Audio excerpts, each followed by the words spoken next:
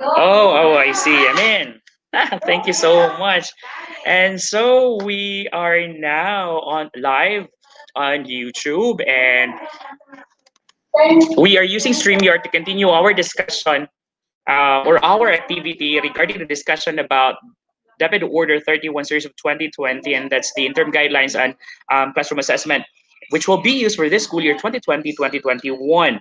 I know for sure that the participants this morning had somehow challenges pertaining to our internet connection, and at the same time, we were able to use two different links just to give you our inputs about this DO 31 series of 2020. And this afternoon, we will be showcasing samples of performance tasks from four different stages. The first stage is intended for grades 1 to 3. The second stage is for grades 4 to 6. The third stage is for junior high school, and the fourth stage is for senior high school.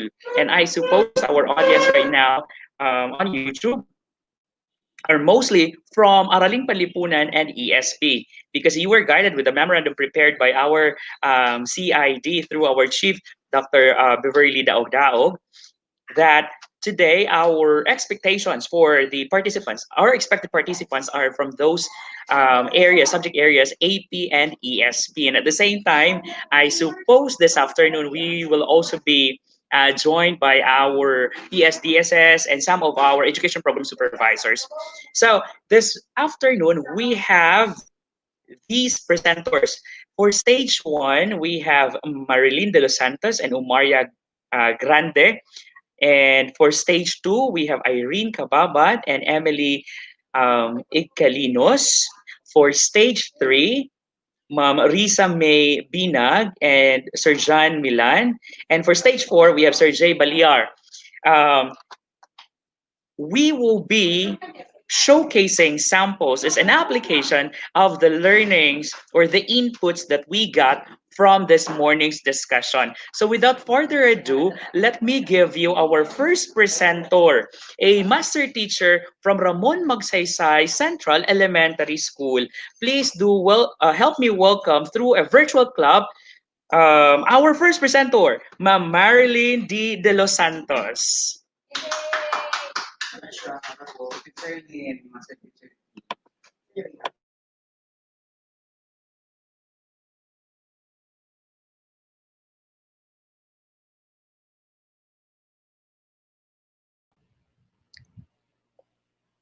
Hello, magandang hapon po sa inyong lahat. Salamat po, Doc, sa pag-introduce niyo po sa akin. Ngayon po ay... Hello?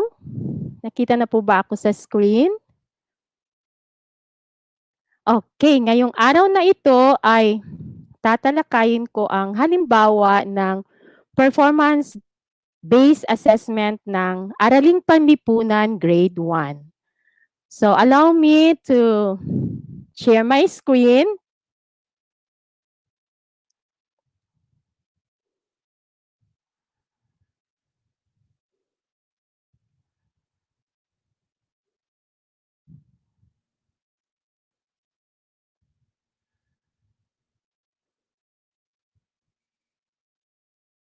Okay, ito po yung ating performance-based assessment ng Araling Panlipunan, Grade 1. Uunahin ko po pagtalakay ngayon ay yung may isang learning area lang na Araling Panlipunan, Quarter 1, Week 5 to 6. So ang competency po sa araling ito ay natutukoy ang mga mahahalagang pangyayari at pagbabago sa buhay simula isilang hanggang sa kasalukuyang edad gamit ang mga larawan at timeline. So sa araling ito, meron tayong performance standard na dapat sundin. Ang mga mag-aaral ay buong pagmamalaking nakapagsasalaysay ng kwento tungkol sa sariling katangian at pagkakakilanlan bilang Pilipino sa malikhaing pamamaraan. So yun ang performance standard na dapat nating ma-achieve. So ano yung gawain na inihanda ko para sa araling ito? So Ang grade 1, kasi ang medium of instruction ng grade 1 ay sinugbuhan ng Binisaya, kaya ganito ang inilalagay ko pong direction. So, sa ating performance-based assessment, nakasaad dito ang maghimo og timeline, mahitungod sa mga kausaban sa imong kinabuhi, sukad sa imong pagkahimugso hangtod sa imong edad karon. Ipapilit sulod sa kahon ang hulagway, sumala sa imong edad, ug sulati ubos niini ang kausaban nga nahitabo. Tan-awa ang rubric aron mahimong basihan sa himuong timeline. So for sa amo ang case nga nag-handle mi og online class, kay I am handling online class, amo jud ginapatan-aw ang rubric para mahimong basihan sa mga bata, di ba tinabangan sa mga ginikanan kung unsa ang ilang paghimo sa timeline. So ang timeline, i-provide po nato ang iyahang format kung unsaon nila paghimo para dili po sila maglisod. Okay. So, meron tayong rubric na parang basihan para sa pagbibigay ng grado ng ating mga mag-aaral. So, ito yung rubric sa paggawa ng timeline. Meron tayong 2 criteria lang na dapat nating sundin. Ito yung kaangkupan ng larawan, gayon din ang paraan ng pagkakalahad ng mga ideya at ang nilalaman. So, bawat meron tayong 4 na paraan kung paano natin sila mabibigyan ng tamang grado. Una, bibigyan natin sila ng napakahusay na merong puntos na 5 kung kahanga-hanga ang larawang ginamit, sapat upang madaling maunawaan ang mensahe. Sa paglalahad naman ng ideya, dapat walang mali sa pagkakalahad at tama ang gramatika. So magiging mahusay naman ang ating grado na ibibigay sa kanila kung mahusay ang larawang ginamit, sapat upang madaling maunawaan ang mensahe, may 1 o 3 mali sa pagkakalahad ng ideya o gramatika. Katamtaman naman na may 3 puntos kung katamtaman ang larawang ginamit, sapat upang madaling maunawaan ang mensahe, may 4 hanggang 6 na mali sa pagkakalahad ng ideya at gramatika. At di ako nagbibigay ng 1 o 0, binibigyan ko yung pinaka-lowest ng 2 kasi alam naman natin na ang grade 1, kailangan natin talagang i-motivate sila na gumawa ng mga gawain, kaya hindi natin pwedeng bigyan ng 0 o di kaya 1. So, napili ko pong bigyan ng 2, yung kailangan ng pagsasanay. So, bibigyan natin sila ng 2 o 2 puntos kung hindi angkop ang larawang ginamit kaya nahirapang maunawaan ang mensahe. May 7 o higit pang mali sa pagkakalahad ng ideya at gramatika. Sa nilalaman naman, napakahusay kung ang lahat ng larawan at impormasyon ay tama at makabuluhan. 4 naman ang puntos kung 80%, 80% ng larawan at impormasyon ay tama at makabuluhan. Halimbawa, kung ang iyong timeline ay may 5 larawan, ibig sabihin na kung 80% ng larawan, yung 1 mali o hindi angkop, tapos yung 4 ay angkop sa ginawa nilang timeline. 3 puntos naman kung 60% or 60% ng impormasyon ay tama at makabuluhan. So, gaya ng sinabi ko kanina, kung 5, dapat 3 yung tama nila. At saka 2 puntos naman kung halos lahat ng larawan at impormasyon ay hindi tama. Isusunod naman natin itong yung integrasyon ng 2 learning areas. So dito napili ko yung pag-integrate ng edukasyon sa pagpapakatao sa asignaturang araling panlipunan. So sa araling panlipunan, nasa quarter 1 siya, week 3 to 4. So ang competency niya ay nakapaghihinuha ng konsepto ng papatuloy sa pagbabago sa pamamagitan ng pagsasaayos ng mga larawan ayon sa pagkakasunod-sunod. So sa performance task, kagaya pa rin ng kanina, yung sa week 5 at 6, Ang performance standard pala nila ay ang mag-aaral ay buong pagmamalaking nakapagsasalaysay ng kwento tungkol sa sariling katangian at pagkakakilanlan bilang Pilipino sa malikhaing pamamaraan. So dito, pwede nating i-integrate yung edukasyon sa pagpapakatao. Dapat same yung quarter na gagamitin natin kasi ang pagbibigay natin ng grado ay nasa quarter 1. So dapat nasa quarter 1 din ang ating ini-integrate na learning area. So sa edukasyon sa pagpapakatao, nasa quarter 1 siya, week 4. So parang magkatugma lang sila magkapareho lang sila ng linggo kasi nasa week 4 pa rin ang edukasyon sa pagpapakatao. So dito merong competencies na nakikilala ang mga gawaing nagpapakita ng pagkakabuklod-buklod ng pamilya tulad ng pagsasama-sama sa pagkain, pagdarasal, pamamasyal, pagkukwento ng masasayang pangyayari. Ang performance standard naman ay naisasagawa ng may pagmamahal at pagmamalasakit ang anumang kilos at gawain na magpapasaya at makapagpapatibay sa ugnayan ng mga kasapi ng pamilya. So ang performance-based assessment na napili ko para sa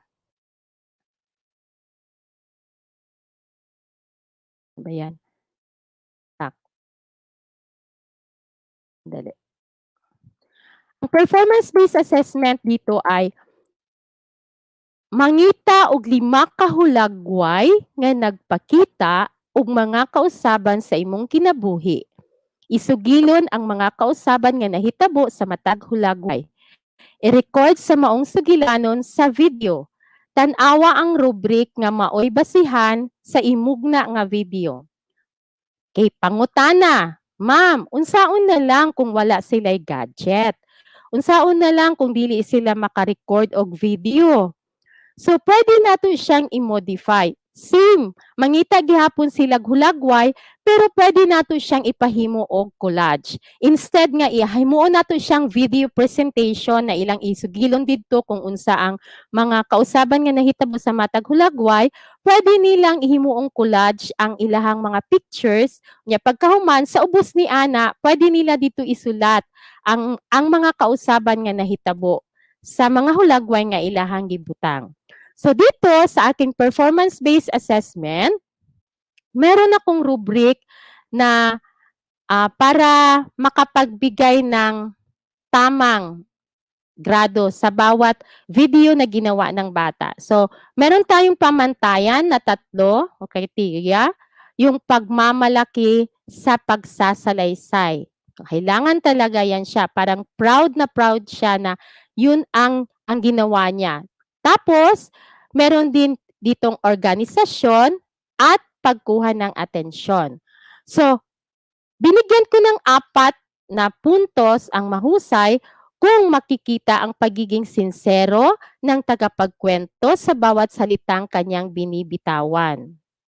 Katamtaman naman kung hindi masyadong naipakita ang pagiging sinsero at mababanaag sa mukha ang pagiging kabado. So, makita mo man yan sa video pa lang, parang kung nakulbaan na siya sa iyang pag-istorya.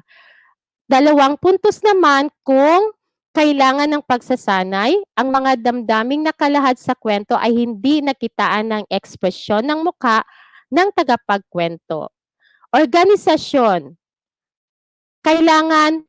Kung mahusay siya, kailangan mahusay ang organisasyon at pagkakasunod-sunod ng mga pangyayari sa videos. 'Di ba? Sabi ko nga, dapat simula nung bata pa sila hanggang sa kasalukuyan, so dapat tama yung pagkakasunod-sunod ng kaniyang paggawa ng video. Next, katamtaman naman kung may lohikal ang organisasyon, ngunit hindi masyadong mabisa ang pagkakasunod-sunod ng mga pangyayari sa video. 2 puntos naman o kailangan ng pagsasanay kung hindi maayos ang organisasyon ng mga ideya, pangyayari at walang angkop na panimula at wakas. So sa pagkuha ng atensyon, mahusay naman ang ating ibibigay na marka kung malakas ang hatak o dating sa mga manunood at nang iiwan ng isang magandang impresyon o kakintalan. Katamtaman naman kung magaling ngunit hindi masyadong nakapagpapanatili ng atensyon sa mga manunood.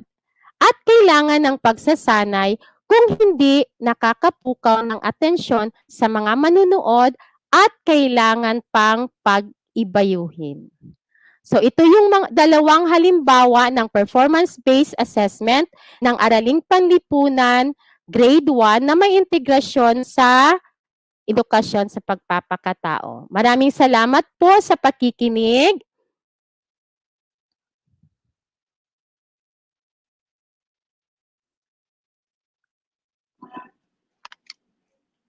Thank you so much, ma'am.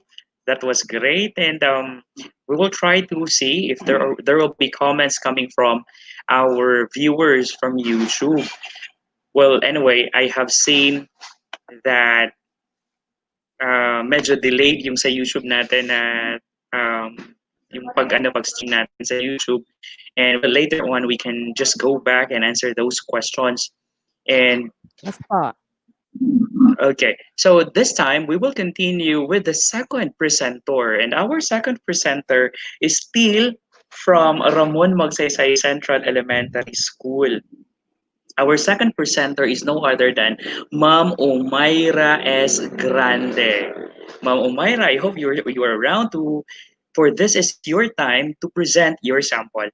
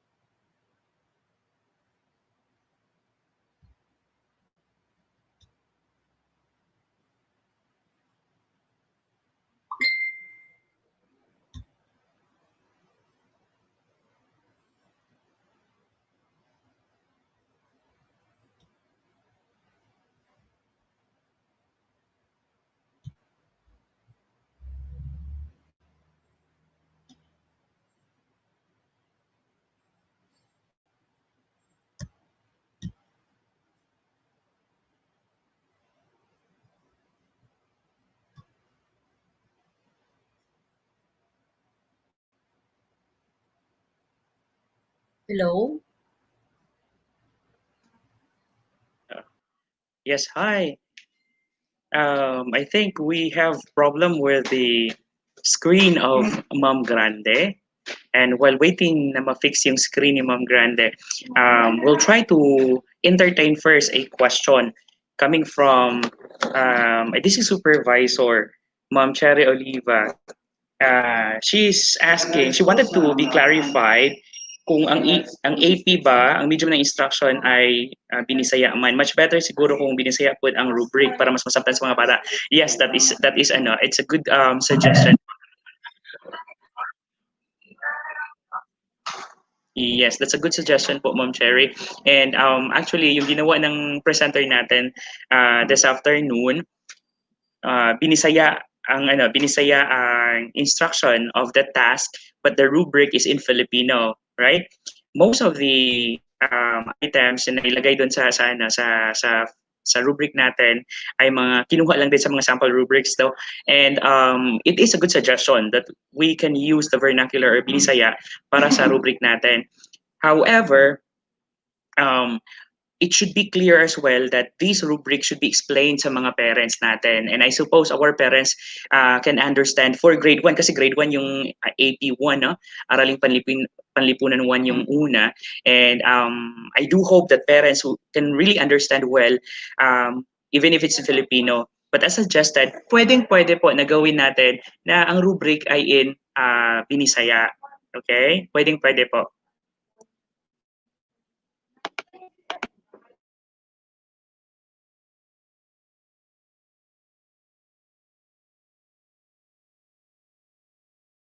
And we'll try to hear an idea. Yeah, we'll try to hear the idea po sa writer natin, si Ma'am Marilyn de los Santos. Ma'am Marilyn, I know that you are still around. Please do give your comments while waiting for our next presenter regarding the query of one of our district supervisors asking about the medium of instruction used for the rubric nga nung dili siya binisaya. Di kalain sa akong porma. Akong gingana akong mask. Tama ba to?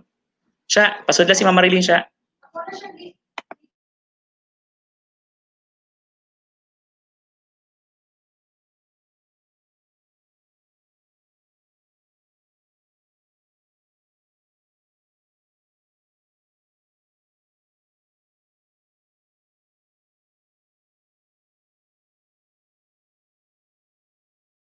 Okay. Yes. To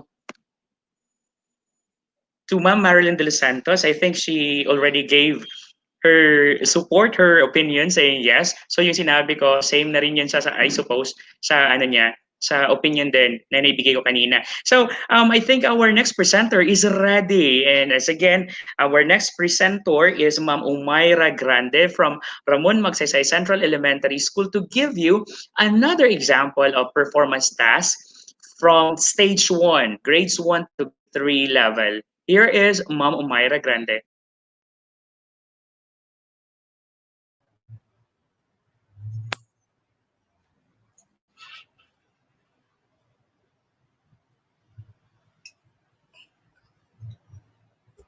Hello, everyone. Hello? Hello?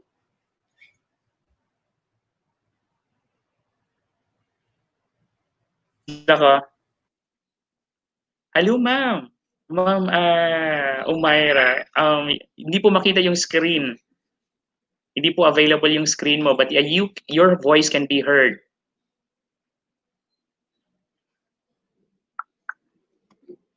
Hindi po available yung screen, but your voice is very clear.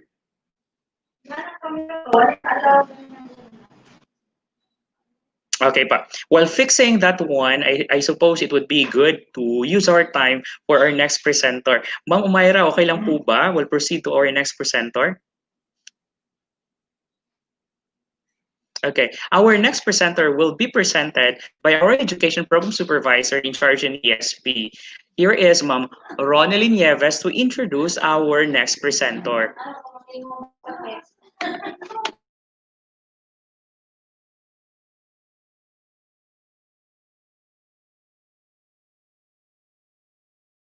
Ma'am Ronnie. Hello, good afternoon, everyone. For Edukasyon sa Pagpapakatao, Sample Performance-Based Assessment for Key Stage 2 will be presented by Ma'am Irene Tikababat from Ramon Magsaysay Central Elementary School. Okay, so Ma'am Irene, it's your Hi, time. ma'am. Good afternoon, everyone. Madunggan ko, ma'am. Sandali.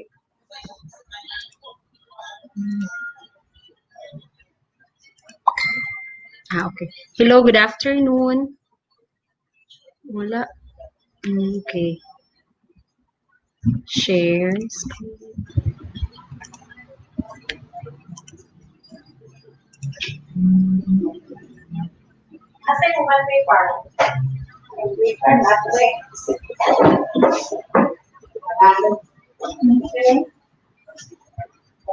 Hello, good afternoon.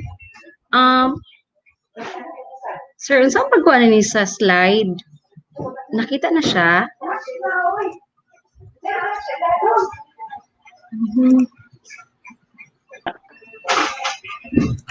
Yes, ma'am. Screen share lang po tayo, ma'am. Use screen share pa. Hello, sir. Hindi kayo familiar Yes, sa StreamYard. Nakuan, sir, ang slide po. Hindi pa makita yung slide mo, ma'am. Your cam is on. Okay, you are presenting now. Very good. Yes, it's okay already. Okay na, sir. Sige po. Try ko, sir, ha, na move sa second slide if mag-move po siya. Ayan, sir. Okay po. Slideshow mo lang. Slideshow. Okay. Yes, sir.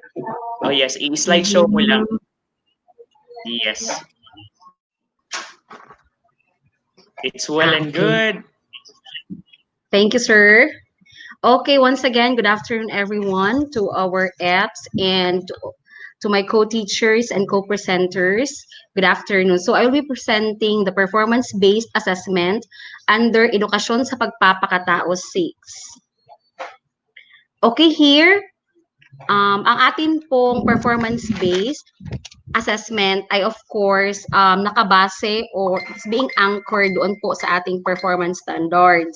So here, we are going to focus sa pagsasabuhay ng pagkakaroon ng bukas na isipan sa pagpapanatili ng mabuting pakikipagkaibigan. So may inihanda po akong 2 hanggang 3 performance-based assessment sa bawat competency na aking napili. So I have 2 competencies that I have chosen. Ito po ay kabilang sa week 2 at pangatlong linggo. Quarter 2, week 2. So this is under quarter 2, week 2 for our competency na ipapakita ang kahalagahan ng pagiging responsable sa kapwa, pagpapanatili ng mabuting pakikipagkaibigan. For our performance standard, under quarter 1, na isasabuhay ang pagkakaroon ng bukas na isipan at kahinahunan sa pagpapasya para sa kapayapaan ng sarili at kapwa. Uulitin ko po, ang ating competency ay ang pagpapanatili ng mabuting pakikipagkaibigan. For our first performance-based assessment, I have here paglalahad ng sariling karanasan.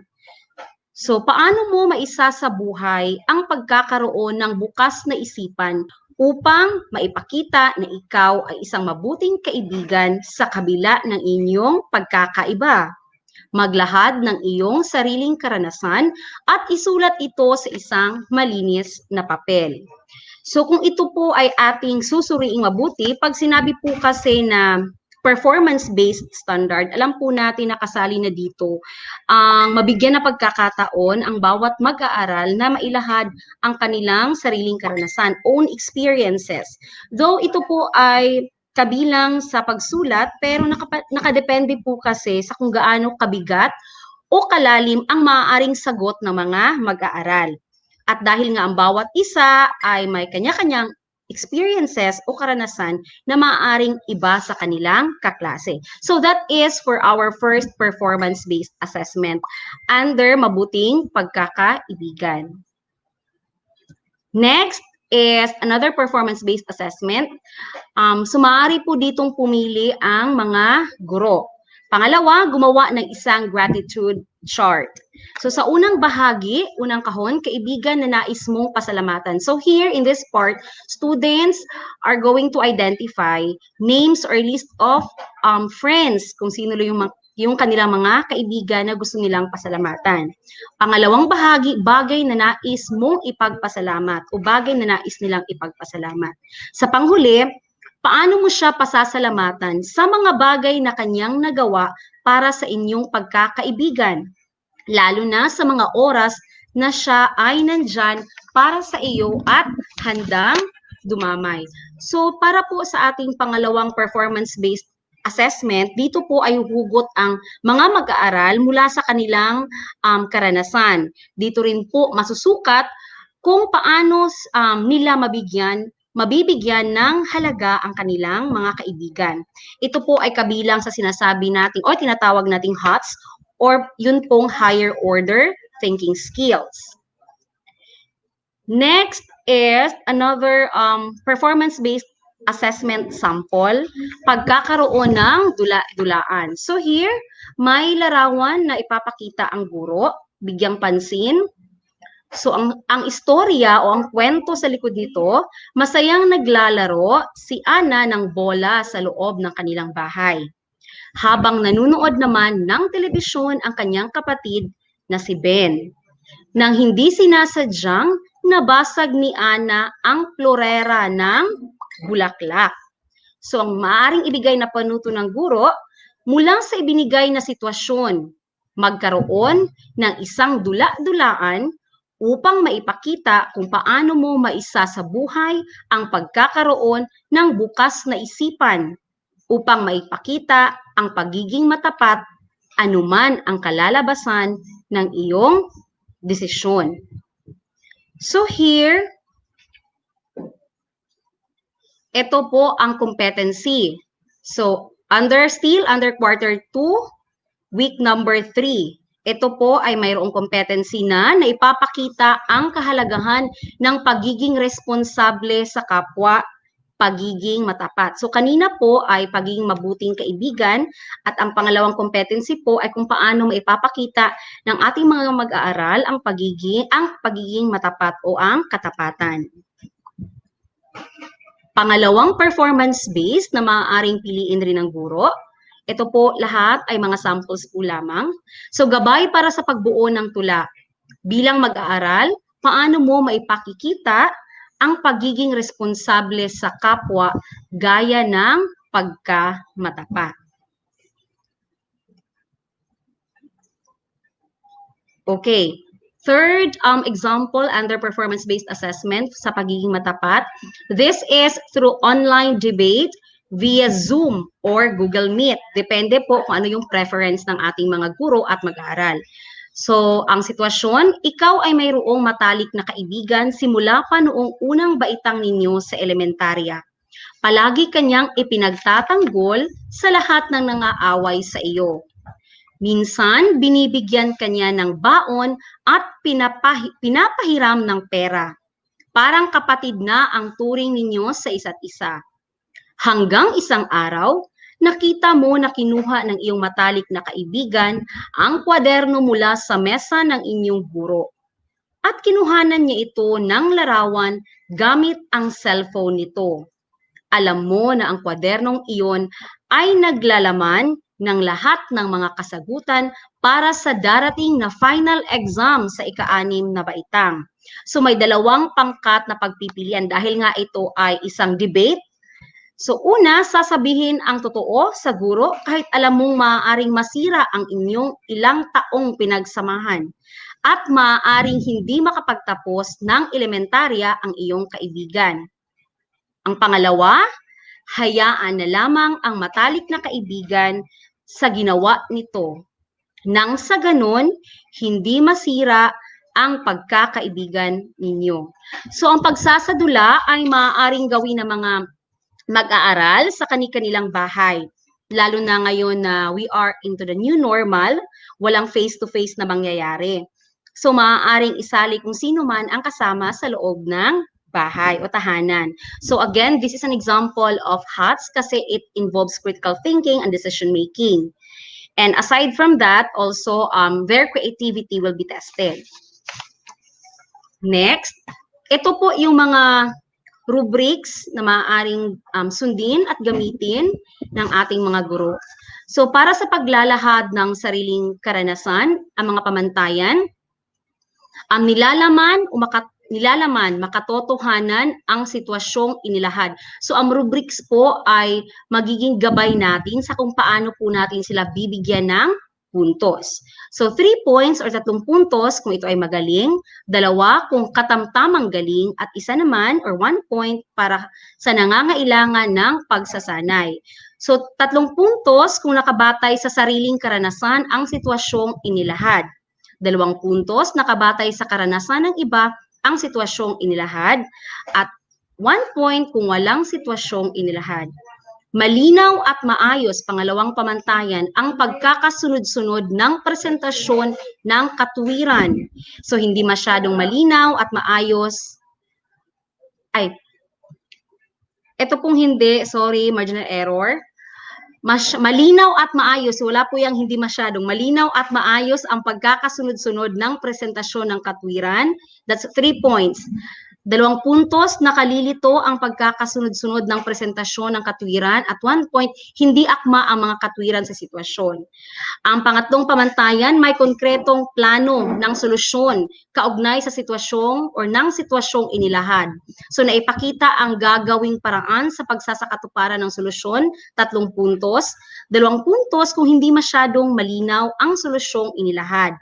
At 1 puntos kung wala talagang solusyon na inilahad mula sa kanilang sinulat na karanasan. Next, para naman sa pagsasadula, pamantayan, angkop o tamang saloobin ng sitwasyon. 10 puntos, mahusay na ipakita ng mahusay at may tiwala ang tamang saloobin.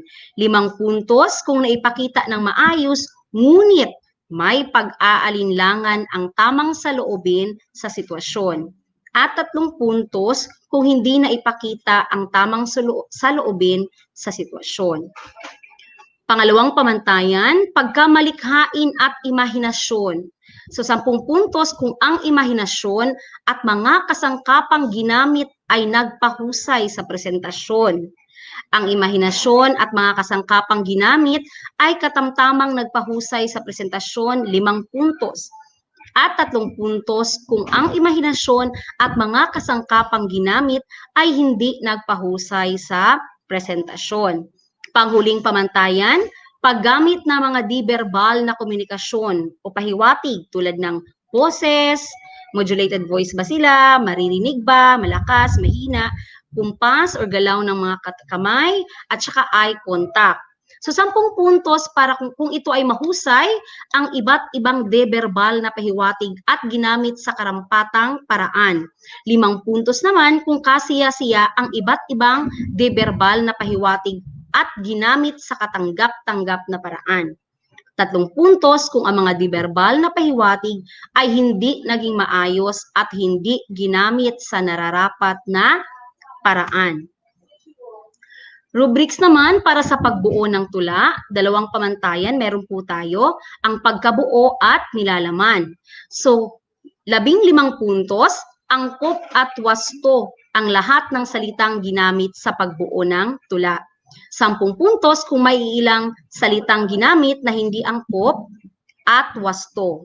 5 puntos naman kung walang kaugnayan at hindi wasto ang mga salitang ginamit.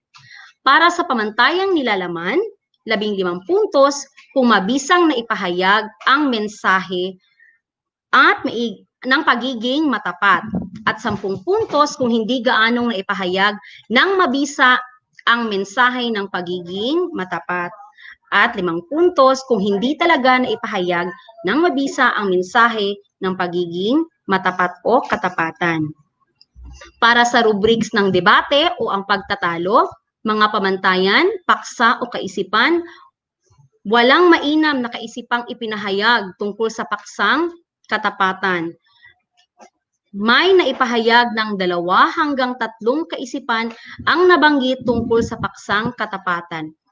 At 3 puntos kung ito ay maayos o lubhang malinaw ang kaisipang naipahayag. May 4 o higit pang kaisipan ang nabanggit tungkol sa paksang katapatan.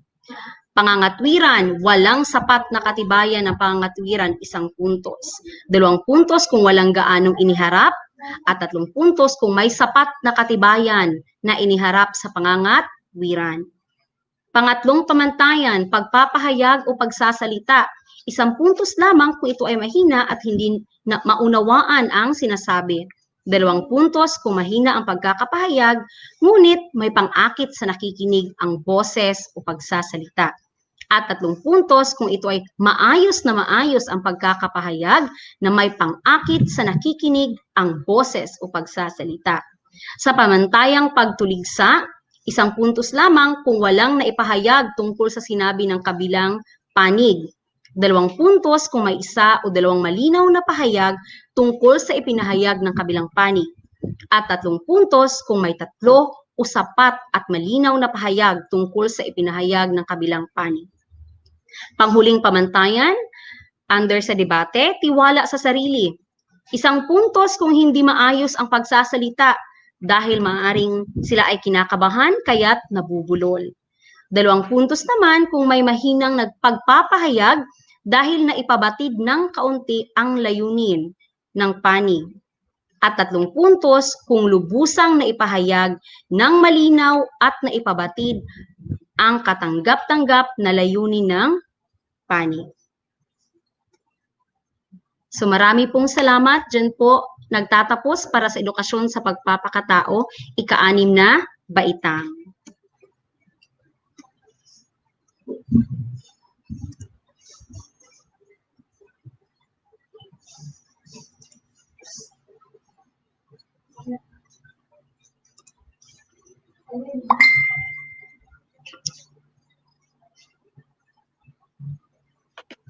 Hello, thank you so sir. much.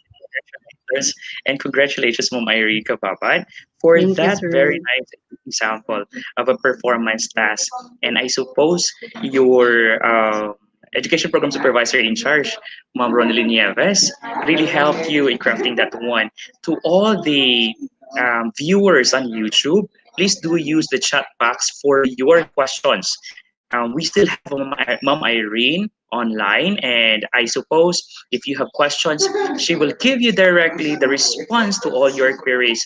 Please use the chat box. And again, to Mom Irene, congratulations.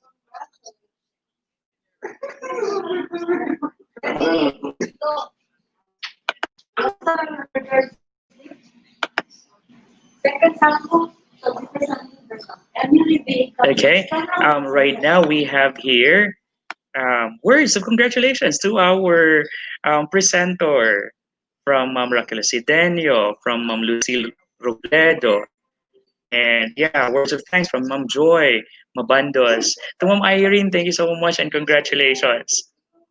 I believe they understood well your presentation.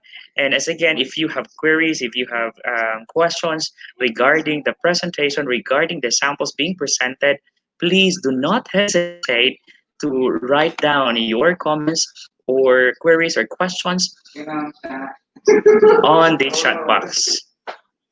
This time, we'll have our next presenter still from the ESP Stage 2 po tayo.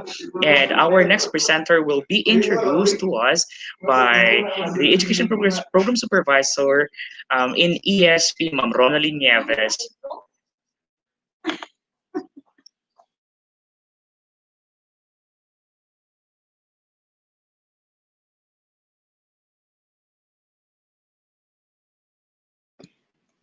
Thank you so much, Sir Gerbs, your presentation. For, for ESP sample, for Key Stage 2, let us all welcome Ma'am Emily V. Icalinos, still from Ramon Magsaysay Central Elementary School. Ma'am Emily. Afternoon po.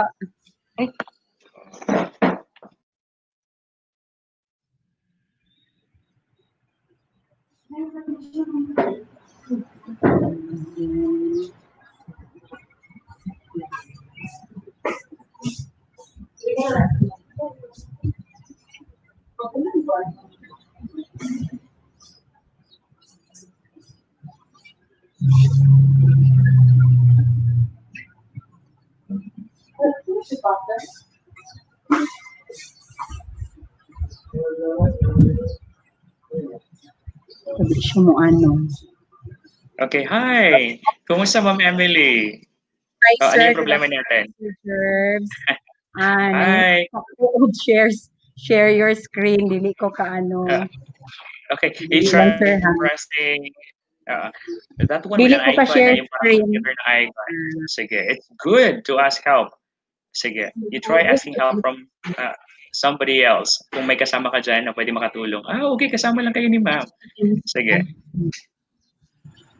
Good, good. Naka-open naman yung mga And again, to all our participants, you are being encouraged to give your comments on YouTube. You make use of our platform, streaming our StreamYard activity on YouTube. And our next presenter is actually still from the ESP group under stage 2. That's, of course, we are encouraging teachers from grades 4 to 6 to listen attentively, for we are presenting to you samples. And by the way, in our division, we have different modalities, and you might be confused or might question somehow, sir, hindi man ito bagay or hindi man ito applicable sa amin. Well, maybe because you're using a different modality in your school. However, we should be open somehow to modify these materials being presented. Anyway, these are just as samples where we can it is being hoped that these samples will help us learn more about the discussions done this morning about the O31 series of 2020. And primarily, the samples that we are presenting are performance task samples. And one of the special feature of this DO31, which being emphasized by our department, is the integration of um, different competencies in one performance task or even in different subject areas.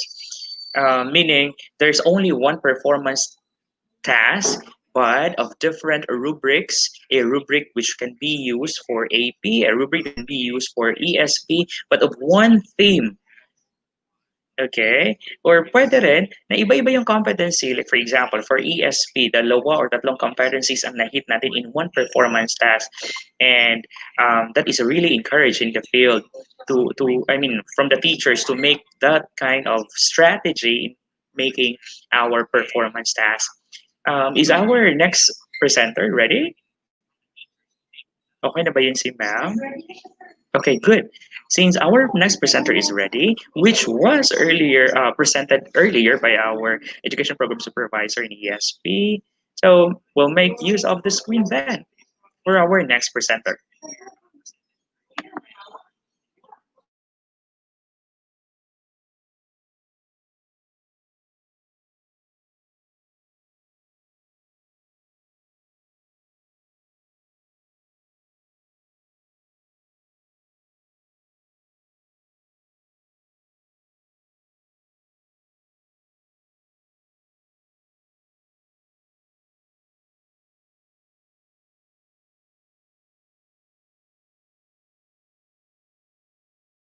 Balag walay cam siya. Hi to ma'am, to our presenter po. Ma'am, hindi po marinig. So, baka naka-mute po yung microphone natin. You have just presented your slides, which is good. Kanina nagka-problema tayo sa slides. Na-show na yung slides natin, pero walang mic. Naka-off po yung microphone natin.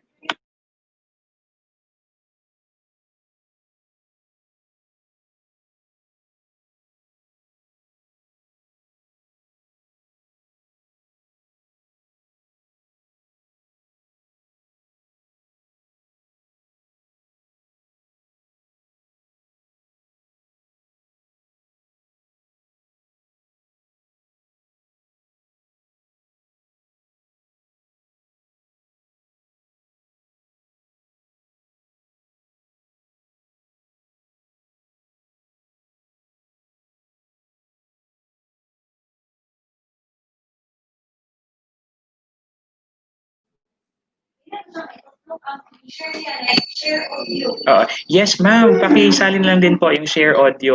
Wala po talagang sound. You were able to present your PowerPoint presentation, pero wala po talagang sound.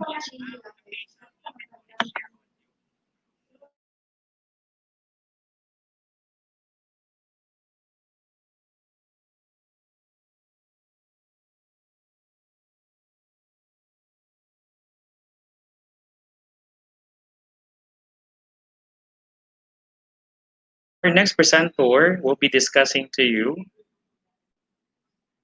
a sample for ESP5.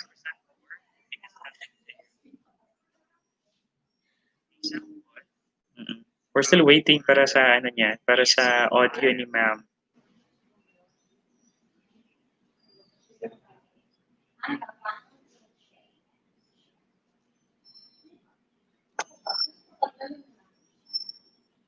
So here are the messages from YouTube. While waiting for our presenters, tatawagin ko yung mga nakapost dito sa natin, sa chat box natin sa YouTube. Hello, Ma'am Lalay from Lucilo Robledo. Okay, and yeah. Hello, everyone. Congrats to Irene from Richly Solis.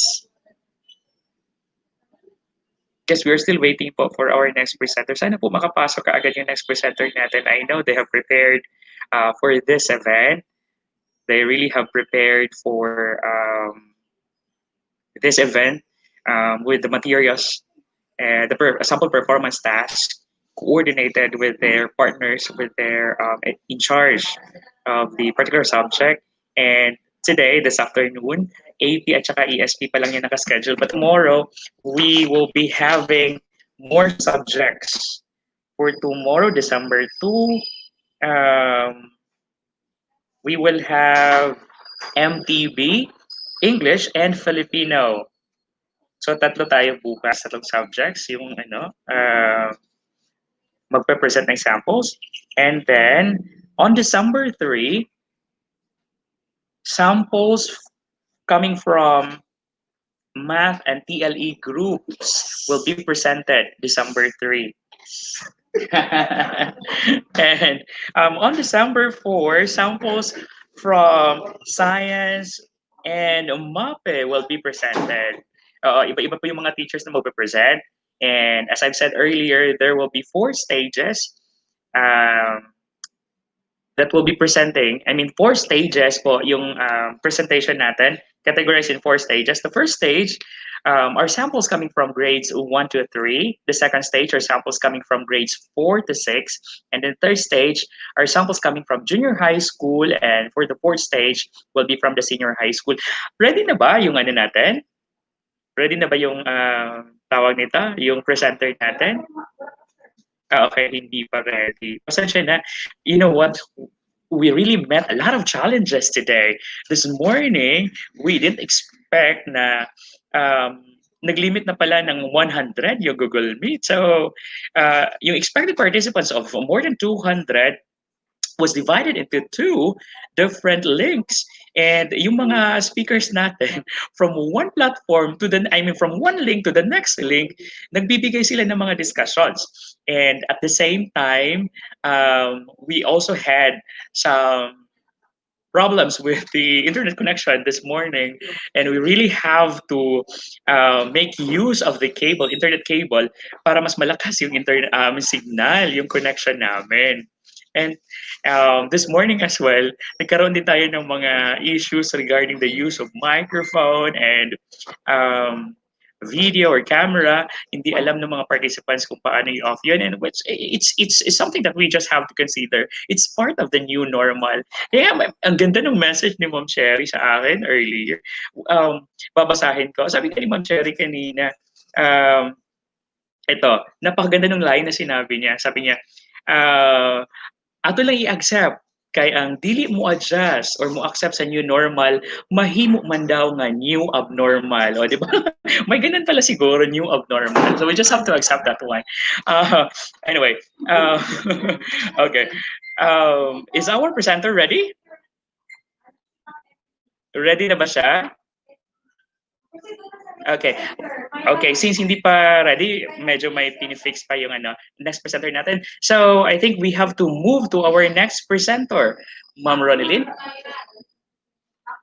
Okay. Ma'am Umayra, hindi pa ready si Ma'am Umayra, nagka-problema ng camera. Okay. So, our next presenter will be from stage 3, the junior high school presenters. Our junior high school presenters will focus on ESP. And for that, sige, ako na lang mag-introduce, Ma'am Ronnie. So hindi nakapasok si Dina. Baka yung isa nakapasok, yung isa. We have two presenters sa junior high school stage. We have Ma'am Riza May Binag and Sir John Milan. I hope these two are available right now on StreamYard. Wala pa. So, kung hindi pa sila available, merong isa na ang ganda ng presentation niya last time when we discussed during the run through. And I suppose our next presenter para magamit natin yung time will be from the senior high school. I hope Sir Balyar is ready for his presentation.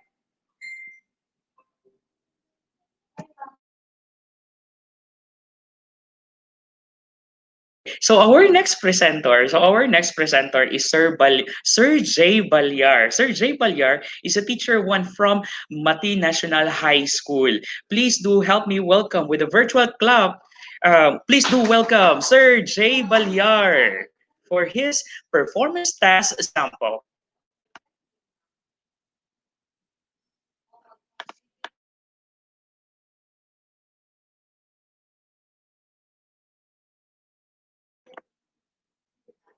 Yes, Sir J.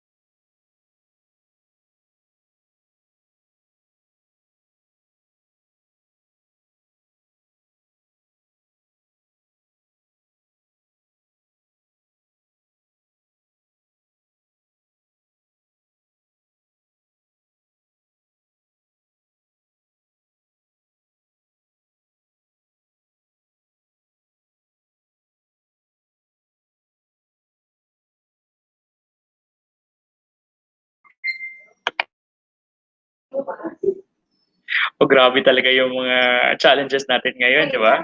Bigla ako nawala. And now, here I am again. I'm back, and I hope our presenter is ready. Mhm. Hindi pa nakapresent si Ma'am Umayra kanina. Is she ready? Okay. Yeah. I believe may problema din yung next natin na presenter. Okay na? Don't worry. These are things that we just have to consider. It's part of the new normal. Kaya sabi ni Ma'am Sherry kanina, ang hindi makaintindi sa hindi maka-adjust sa new normal na ito ay isang new abnormal.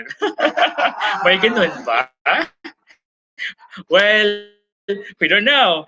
Anyway, somebody else is ready for her presentation, and please help me welcome a presenter from Stage 1, grade levels 1 to 3, Ma'am Umayra Grande, to present a sample, a performance task sample of Araling Panlipunan. Ma'am Umayra, I hope you're ready.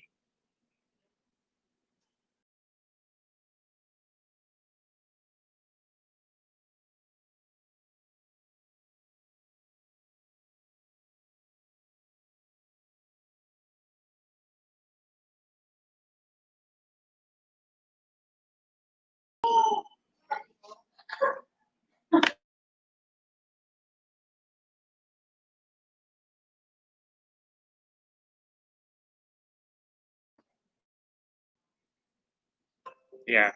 I hope our next presenter is ready. Ma'am Umayra Grande. Ma'am Umayra Grande is another master teacher coming from Ramon Magsaysay Central Elementary School. In her class, I suppose they're using the blended modality PV and modular modality. And she'll be presenting to you this afternoon a sample of a performance task um, in that particular kind of modality. Grabe talaga yung challenges natin ngayon. I hope makapasok yung presenter natin. We have two presenters. Just tell me if you're ready to share. Kasi yung in charge natin dito sa office, sa CID office is very ready to share what you wanted to share. We are waiting for all of the remaining presenters to be able to present what they prepared for this event. Yes, Ma'am Grande. Ma'am Umayra Grande is ready. Ma'am Umayra Grande, I am now giving you our platform to show your screen.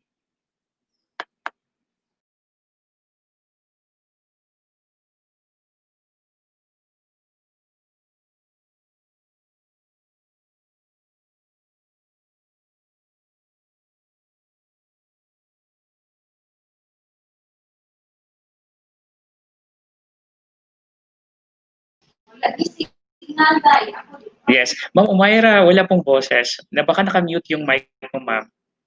Okay na ngayon kasi yung screen, nakikita na yung screen. But we have audio problem. So again, our next presenter is Ma'am Umayra Grande. She'll be presenting to you a sample performance-based assessment task in Araling Panlipunan 2.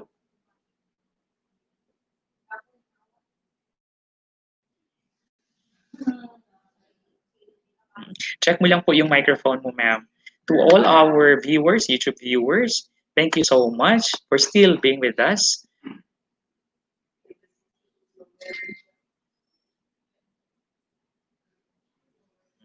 Grabe, ang dami ng mga messages for Ma'am Irene sa ating YouTube na channel. Okay? Congratulations, Ma'am Irene, coming from Ma'am LB Espacio. Congrats, Ma'am Irene, from Grenaline, Granada. From Ma'am Jennifer Barsalote, from Ma'am Richelle Mapanaw. And dito pa may nakasulat.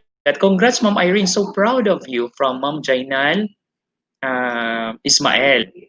Okay? And to the rest, thank you so much. Again, good afternoon, everyone. We are waiting for our next presenter. Our next presenter is Ma'am Umayra Grande, a master teacher from Ramon Central Elementary School.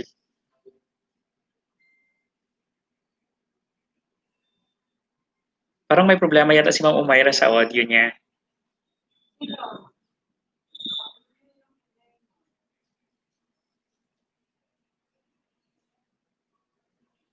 It's good somehow to reflect on the two previous presenters, and if you have confusion, or if you have problems, or if you have questions pertaining to the samples that they have presented, better use the chat box to give us an idea. So our presenters earlier could also respond to those queries.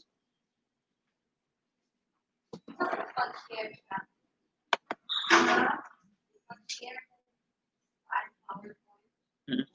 I hope na sila, makapasok na sila na. Ang alam ko kasi merong problema talaga sa may problema talaga sila sa internet connection. Same as what we are experiencing here in the office.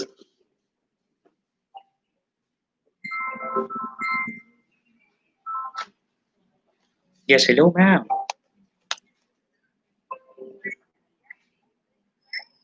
Yes, ma'am.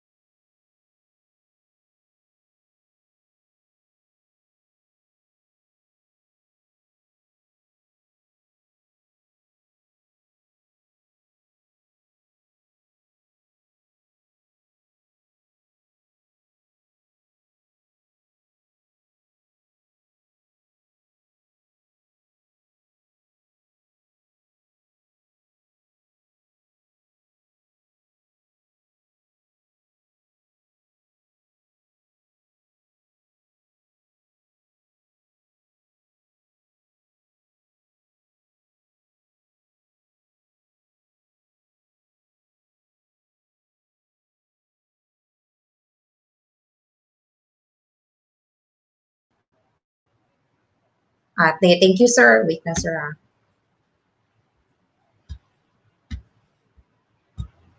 Okay.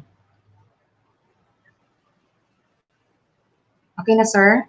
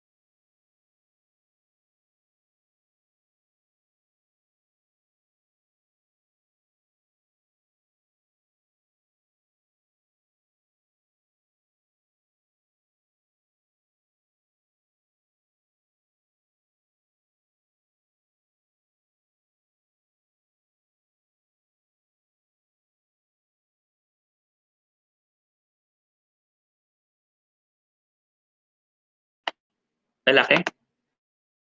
Okay. Hi. Since we have technical issues or technical problems with our presenters, I think it is but right to introduce to you another speaker. Supposedly this morning kasi siya magbigay ng kanyang talk, but then we decided to include her, or I mean him, in the discussion or in our activity this afternoon. So let me welcome you. Let me introduce you, Sir Blair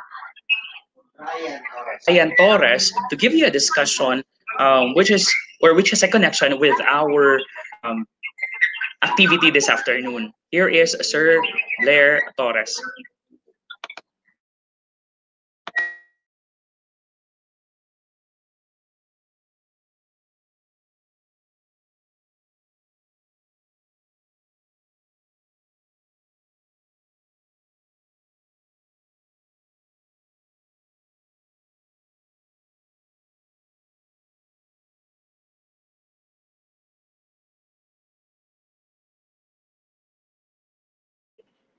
Okay. So see? Okay. Sir Blair is in. Madungog Yes, ko, Sir sir. Blair. Hi, thank you so much. Okay. This will be a good help to use our time for our activity this afternoon. So Sir Blair will be giving you inputs this afternoon, which of course has a connection with our activity. Sir Blair. Yes, sir. Uh, okay, so good afternoon, everyone. So, once again, I'm Blair Brian Torres. I am a teacher 1 at Kapatagan National High School, Senior High School. So, the topic given to me by Sir Stephen is about the guidelines for dual multiple monitors for blended learning slash online class. This is under the OOU Memo 001120-021 Memorandum last November 17, 2020. Okay. So what is the content of this memorandum? Okay, so in line with the blended learning, particularly online modality, and the deployment of the DepEd computerization program or the DCP units, which is available naani siya sa tanan school, elementary to senior high school. Office of the Undersecretary for Administration, through the Information and Communication Technology Services, issues these guidelines for the implementation of dual or multiple monitor setups for online classes using DCP units. Okay? So, siguro gusto ni siya i-implement sa national or central office kay gusto nila nga multitask. Okay? So another, these dual or multiple monitor setups will help teachers and employees with effective multitasking, especially with tasks that benefit from multiple screens like online teaching. Okay? So, naman ko yung mga schools na naga-online modular sila. Okay? So, siguro while nagakuan sila, ang screen nila diri isa, first screen nila is about online class, pwede pod sila pwede pod sa pika screen, sa other screen, siguro grade computation na dito Okay, so kung nagaklase ka diri, nagapa-question ka sa imong mga estudyante, record na lang ka diretso. Dili na kailangan ka magsigi og tab. Okay, so isa na siya sa ikatabang sa multiple screens or monitors. Okay, so what are the necessary equipments to be used para mabuhat natin siya? So first is, siyempre, di nata kailangan mamalit pa og screen monitors or computer monitors. So we have a lot of computer monitors from DCP packages. Okay, for example, sa mga namin ito batch 36. We have 42 computer monitors. So unsa pa man? So we have the display cable. So in every computer monitors na siya display cable. Okay? So ang display cable, it depends on the monitor and the laptop display port. So kung mapansin na ninyo sa kilid sa inyong laptop, natay different ports diha. Okay? So pwede siya masaksakan og, first, we have this one, the HDMI cable. Wait, pointer. First, we have this, the HDMI.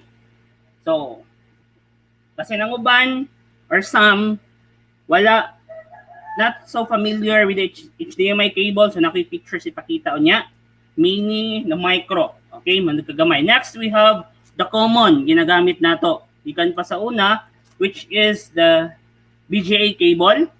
And the next one, I don't know if you're familiar with this, we have the DVI-D. DVI, mini DVI. So kani katulo, commonly available lang siya for gaming monitors. Okay? So sa tuang mga katong common or mga normal lang mga monitors nga naa sa DCP nato, ang iyahang connection ana is most of them kay VGA. Okay? And the next one, we have the DCP laptop or the desktop. Okay? Then last is display adapters. So optional lang na siya ang display adapter. So kung siguro gusto kag upat ka monitors, mag-add ka og another display adapter para i-connect nimo dito. So kita dire ang goal lang nato is dual monitors, or pwede ra pod at least 3 ang pinakadaghan. Okay? So these are the following guidelines that are hereby provided to implement the dual monitor setup. So kanina akong presentation was based on the memorandum. Okay? So first, okay, unsa may buhato nato? Okay, because kani siya nga kuan is mas tindot unta siya live demonstration. Kaso lang pero dili na siya, mas dali raman siya, nag set up lang ko ganina, ako siyang gipicturean isa-isa para ipakita na ko sa inyo ha unsaon siya. Okay? So first is you're going to inspect the monitor's display ports located either in the sides or the rear part of the monitor. Unsa man ng ports? Okay. So ang ports, ma'am and sir, kana ng saksakanan. Okay, namangod tayo duha. We have the male and the female ports. Okay, so kanina adiri sa tuang laptop nga mga ports, mo ni sila ang mga female ports. So nana sa rear or kung nasa sa monitor nato sa kanang sa desktop is na siya sa ubos. Okay? O na siya sa rear gani. Ang kaning sa laptop na siya sa side, sorry. For example, mo ni siya, kaning monitor. So kaning monitor, ang iyahang, kung mapansin ninyo, ang iyahang mga saksakan is HDMI. HDMI ni siya, kani kay DVI. Yung kani kay mga USB port naman ni siya. Okay? So mao na siya. So next we have here, ang ako ang gigamit for demonstration. Ang kani is, mo ni ang ginatawag ng VGA. Mo ni siya common. Okay? So mo ni siya kung ipakita sa inyo ha. Okay, kay ano man, because sa tuang station, tanang DCP packages naa siya VGA. Okay?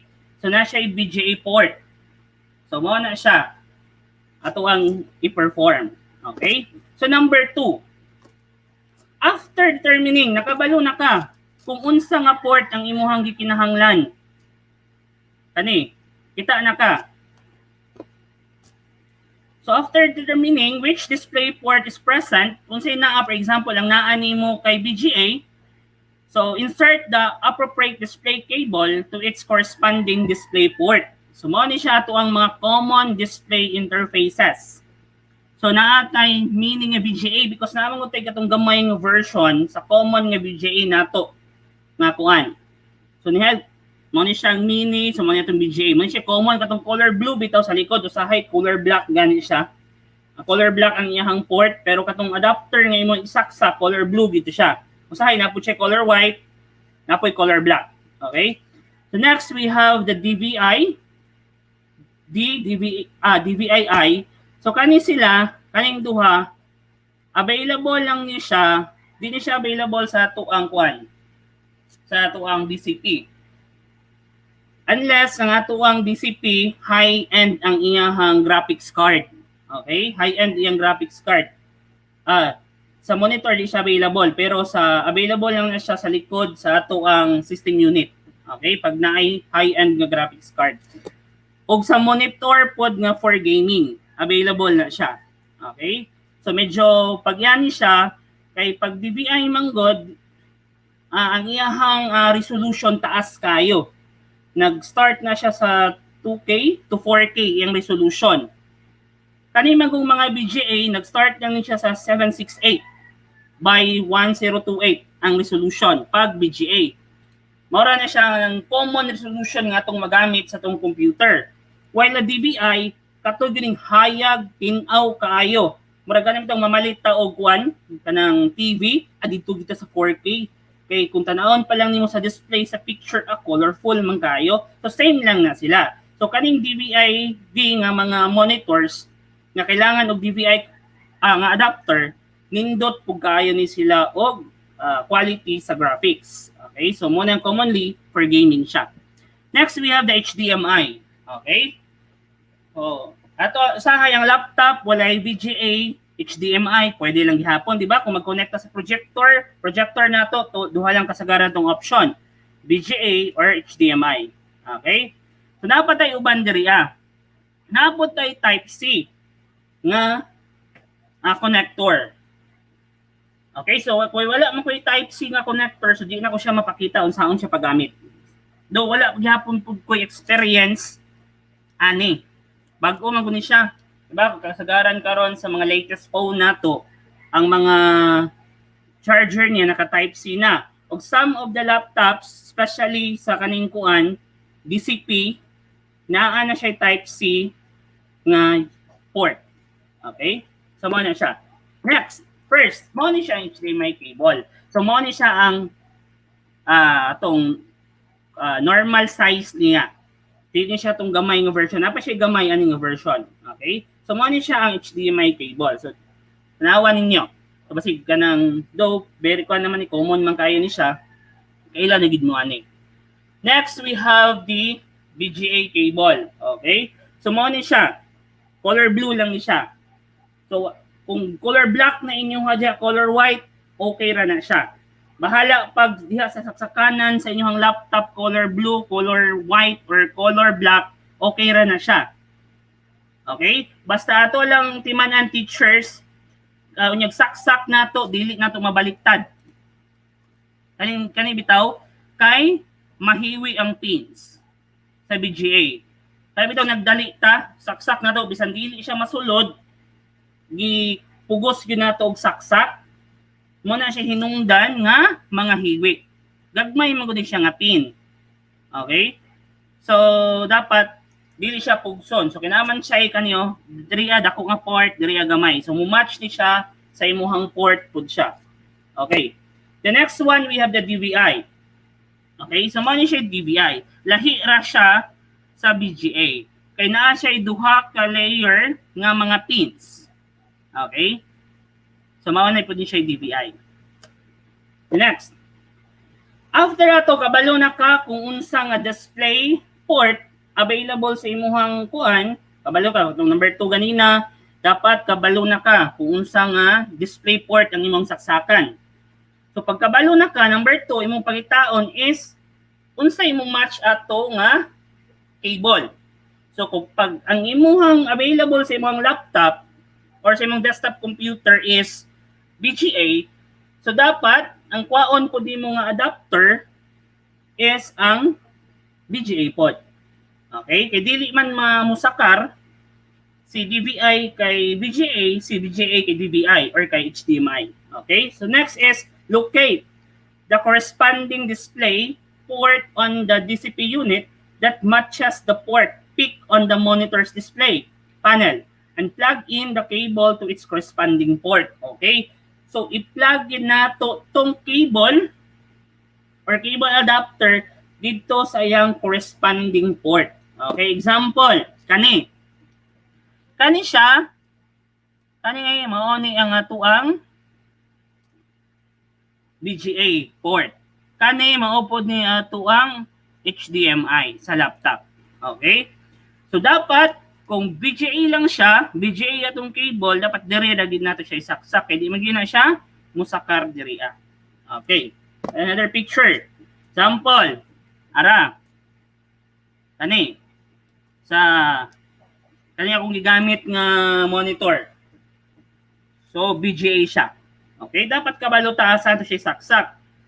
Ang uban, master na daw, dili tan-awon bitaw, magtindog lang. Ako sahay, pag dili siya, ako yung ginabaliktad ang monitor para tama gid ang pagsaksak.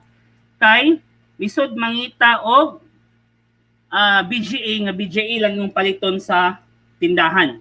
Okay? Maglisod ng palit ana, kay naman, package man guna siya sa computer. Okay? So sa laptop, dara. Ang sa laptop, dara, naatay BGA pod, naapod tay HDMI. So kani nga laptop wala siya DVI port. Okay? Wala pud siya type C nga USB port. Okay? So di siya masaksakan ana. So duha lang imong option. If gamiton nimo ni siya pang project or project sa projector or gamiton nimo siya for dual monitor. So duha lang imong option, VGA and HDMI. Okay? So copy. Number 4. If the display cable does not have a matching port, use an adapter. So if ever wala gyud, unsa ginabuhat nato teacher?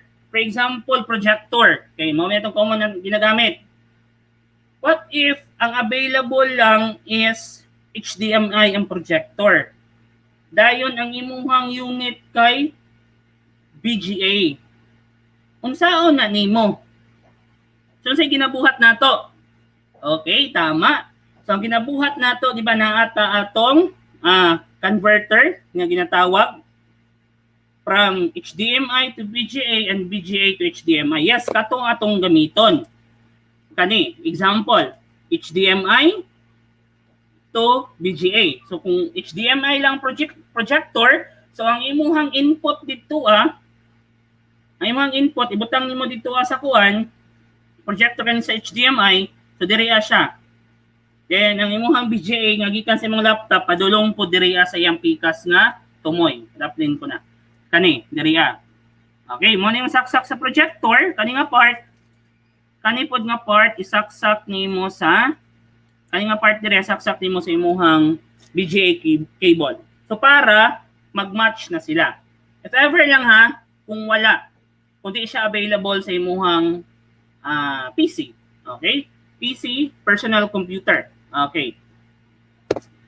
So another, dara, naabot tay HDMI, naabot tay DVI.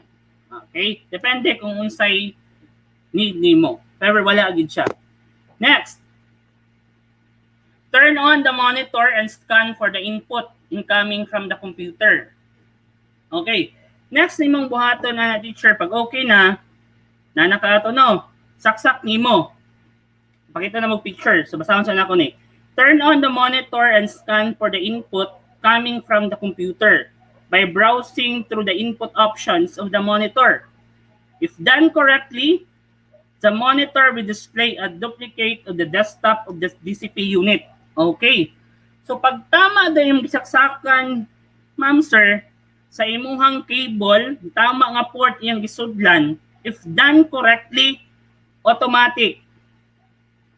I-display sa second monitor nimo ang kung unsa ang naa sa imuhang saman main monitor nga gamit. For example, akong gigamit sa kuang secondary monitor kay desktop, kanang sa screen. Mura kanang screen computer monitor akong gigamit. Ang ako ang main screen kay laptop. So it means kung unsay ni-display sa ako ang laptop, maopoy automatic i-display ni saman ni secondary monitor or ni computer monitor if done correctly. What if dili? Pag saksak nimo, wala man ko'y makita. Black man gihapon ang display. So diha na ta mo adto sa settings. Okay? So unsaon man pag-adto sa settings, sir? So dara. Okay, so yung ipakita na ko sa inyo, mao ni siya akong setup ganina. So from the monitor, kung mapansin ninyo, parehas ra lagi na sa pagkuan kanang paggamit sa projector. Yes, same lang gyud ang iyang process. Same lang ang pamaagi sa pagsaksak. Wala dili na projector imong gigamit pag-project as your secondary screen, karon computer monitor na siya. So mao ni akong main, which is the laptop akong gigamit. Ang akong cable gigamit, which is the VGA. Yung akong gamit nga secondary monitor, which is the computer monitor. Okay, so mao na siya. This is the main screen, this is the secondary screen. Sir, unsa man na? Same raman gihapon, giduplicate raman niya. Unsaon ako pag dual monitor? Okay, ano yun na siya, teacher? Next step. To make use of its dual monitor functionality, right-click on the desktop and go to the display settings under the multiple displays. And select the extend displays. Hala, extend displays? Familiar ba mo na extend display? Ma'am, sir? Okay. Diba? Pag mag-project ta sa tuang projector, kung dili tag gusto, para gusto tag dual screen, di ba gina-extend na to ang iyang display? Okay? para lahi ang display ni projector, lahi pod ang gi-display sa ato ang laptop. So same lang gid siya og pamaagi. Pero wala lagi mi nagkuha na to, sir. Wala lagi mi nag-right click. Go to display settings. Wala mi ni add to sa multiple displays. Asa din siya makita? Okay, I know. Kay ang gigamit ninyo shortcut. Yes, tama gihapon to. Mao to siya ang pinakadali nga pamaagi. Unsa ganito gipislit na to? Shortcut for that. Nandili na ta mag-agi og gamit og mouse. Okay, yes. Ang gigamit nato ana kay Windows P. Okay? Pag Windows P nato ana diri sa right side sa atong monitor, mugawas tong mga different options sa display. One screen only, second screen only, extended display, o duplicate display. Okay, so kabalo naman siguro taon sa ibot pasabot ato. So mao to siya sa Windows P. What if mouse atong gamiton? Sundo nato ning giingon gibutang sa memorandum. Okay. So mao na siya. Pag right click nato, okay, ano siya ma'am sir right click ka. Ay di mo ko maka-right click ko diri. So pag right click nimo ana, kung Windows 10 imuhang laptop ay imuhang operating system, Windows 10 ang naka-install diha. Pag right click nimo, ayaw dito sa personalize. Okay? Sa pinakalas ayaw to. Dito ka sa before ato. Ang nakabutang dito kay display settings. Okay? So pag click nimo atong display settings, mao nimong makita. Okay? So natay different settings for multiple screens. Natay duplicate kung gusto nimo i-duplicate ang imuhang main screen, pareha siya view sa imuhang secondary screen, okay lang. Gusto nimo ipakita ang only one, so mo block to imuhang ikaduha nga screen, or gusto ka mo block imuhang first screen dayon didto makita lang sa second screen, kanira pud mo i-click. So ang gusto nato kay duha man ka screen, dual monitors. So ang click nato extended. Okay? So mao na siya ang ato ang gamiton. So after ana, pag click nimo sa extend displays, click lang ka og apply. Pag click nimo sa apply ana, mao na nimong makita. Okay? So dara, mao pa niya ko kanina display. Pag humana ko click sa extend this display, wala pa kay ko nag-click apply, automatic mo perform na siya. So kung nakita ninyo, separate akong screen diri separate pud akong screen diri So sir, pwede ba duha ka tao ang mo gamit ana? Okay, pwede duha ka tao. Kaso lang isa lang man inyong mouse. Okay, pwede ra pod ikaw diri nagkuan ka keyboard mo gamit ang isa mouse isud pod no. Pwede kay ikaw diri nag-classic ka, isa pod diri naigibuhat nga nakaigitrabaho, nakaigipatrabaho, or ikaw ra diri nagstorya ka while diri nag-type ka sa second screen. Okay? So pwede na siya. So pwede na ta maka-multitask nga dili nagatab. Okay, hindi na sig alt tab ana. Itso na ta balhin lang ta sa pika screen. So sir, unsaon man ako pagbalhin sa akong mouse nga isa ra may ka mouse ang gamit ani. Okay? Same with kung nag-extend display ta sa itong projector, i-drag lang nato kung sa nga file, i-drag nato itong mouse sa pika screen, ana ra gihapon na siya. So asa man ka padulong og drag. Ang ako ang monitor nakabutang siya sa left side, pero di ko pwede akong drag padulong sa left. Diri gina siya sa right. Okay? Kaya extended display nimo sa right siya padulong. Okay? So naana siya dire sunod ani nga screen sa right. Okay? So dili mo akong irog akong mouse diri di gyud na siya mo pilit gyud na siya diri Kung diri mo sulod siya sa extended. So diri na siya padulong. Okay? So mao na siya. Simple lang ang ato ang paggamit og dual monitor. Wa na ta nagamit og splitter. Okay? Wa na ta nagamit atong display splitter bitaw. Atong gigamit lang diri is kanilang. Okay? VGA cable kay mao available sa kuang computer monitor. Okay? So next, if ever na may mga questions or queries, ikuan lang kanang type. Okay? So next, okay, maura to siya. So if ever na may mga questions or queries about this dual monitors, you may ask help from your ICT coordinator or coordinators because some schools have multiple coordinators, ICT coordinators. For these dual/multiple monitors set up by using the display monitors of the DCP packages. Okay? So, mana siya. Kung dili man ako matubag ang uban yung pangutana karon or wala ka may time makapangutana karon, pwede mo muduol. Okay? Sa inyong mga ICT coordinators. Okay? Next. Okay, so I think that is my short presentation of my topic. Okay, thank you and God bless.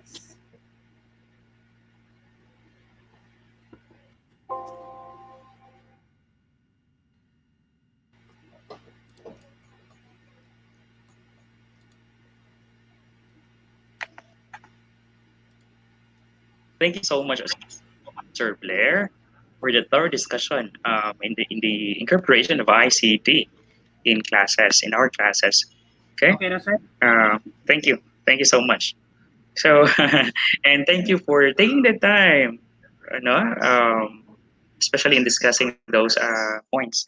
So this time we will continue with the presentation of performance task samples, and this time we would like to ask Ma'am Umayra Grande to use the time for her presentation. Ma'am Umayra, I hope you are ready and we won't be having any difficulties now. Yes, Ma'am Umayra.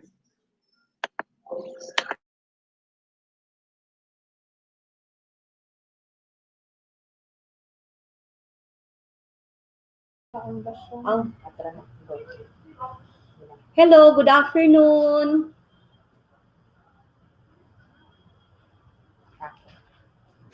Yes, good afternoon, Ma'am Umayra. Sorry kaayo sa technical problem. Nagpatabang na gyud ko sa mga IT expert diri sa among school pero wala gyud nag-work. Kay restricted pa di ay ang cam nako. Kailangan pa ipa-open sa company. So nibalhin na lang kog lain nga computer. Sige, go on. So, again, ladies and gentlemen, here is Ma'am Umayra Grande to present to you a sample performance task in Araling Panlipunan Grade 2.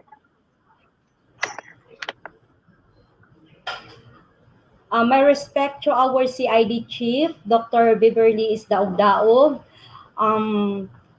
education program supervisors, administrators from different schools, fellow educators from high school and elementary, a pleasant afternoon to all.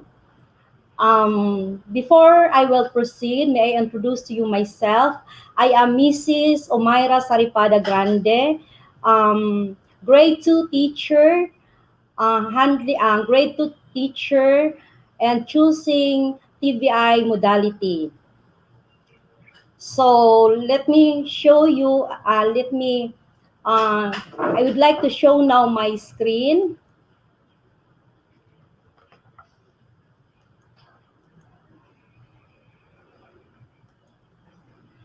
Okay, the task that was assigned to me is to give a sample of the performance-based assessment in Araling Panlipunan 2, in Araling Panlipunan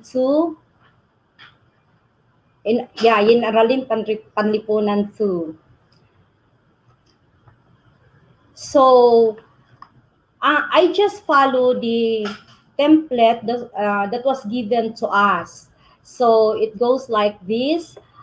We have here performance-based assessment in Araling Panlipunan. This is for one learning area only. So the learning area is Araling Panlipunan for grade 2 under first quarter, week 1. So the competency is naipaliliwanag ang konsepto ng komunidad. The performance standards is ang mga mag-aaral ay malikhaing nakapagpapahayag, nakapagsasalarawan ng kahalagahan ng kinabibilangang komunidad. So, performance-based assessment, pagpapaliwanag ng isang komunidad sa pamamagitan ng pagguhit at pagsulat ng pangungusap ayon sa kahalagahan nito.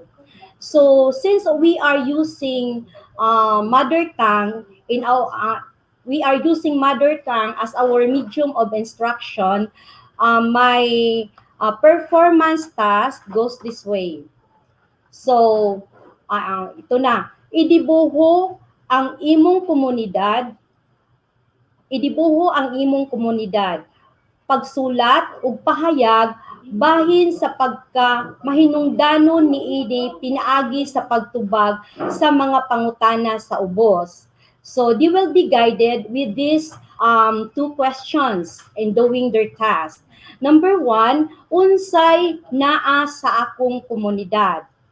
Number 2, nganong mahinungdanon ang akong komunidad? So I believe that in my class, this task is no longer difficult for them because they had already the idea on what is existing in the community.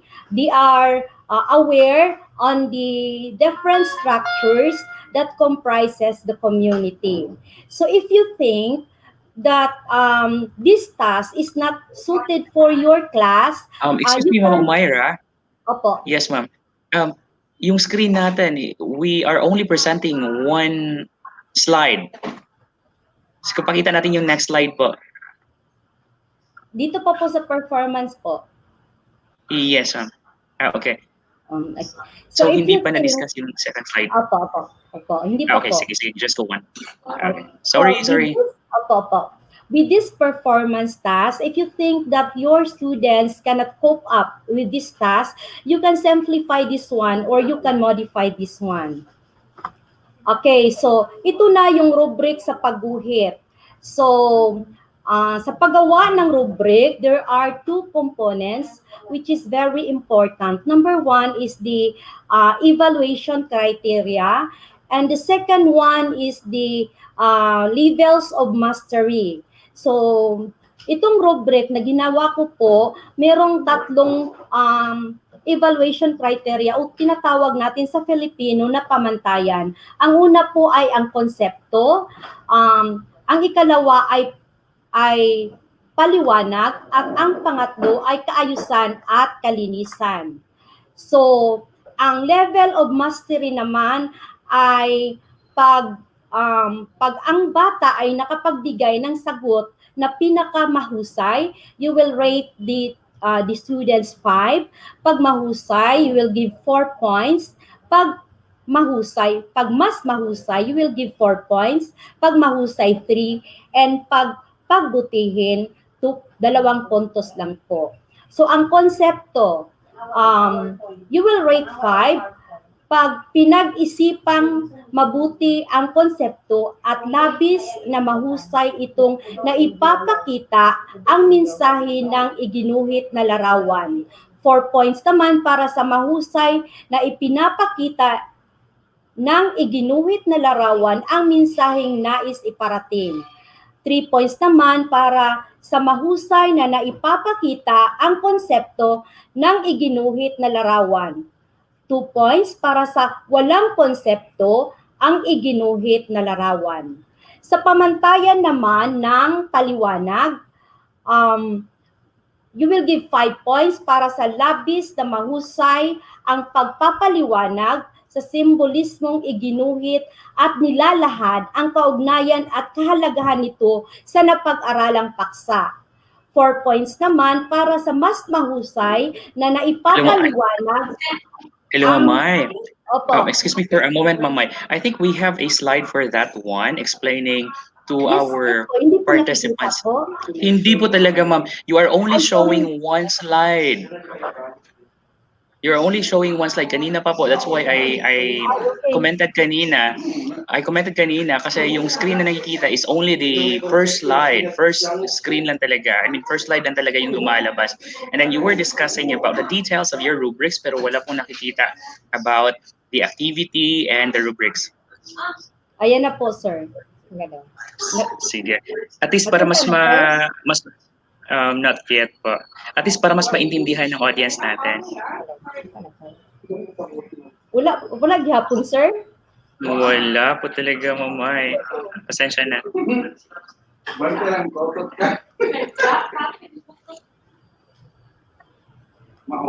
Sir, ha?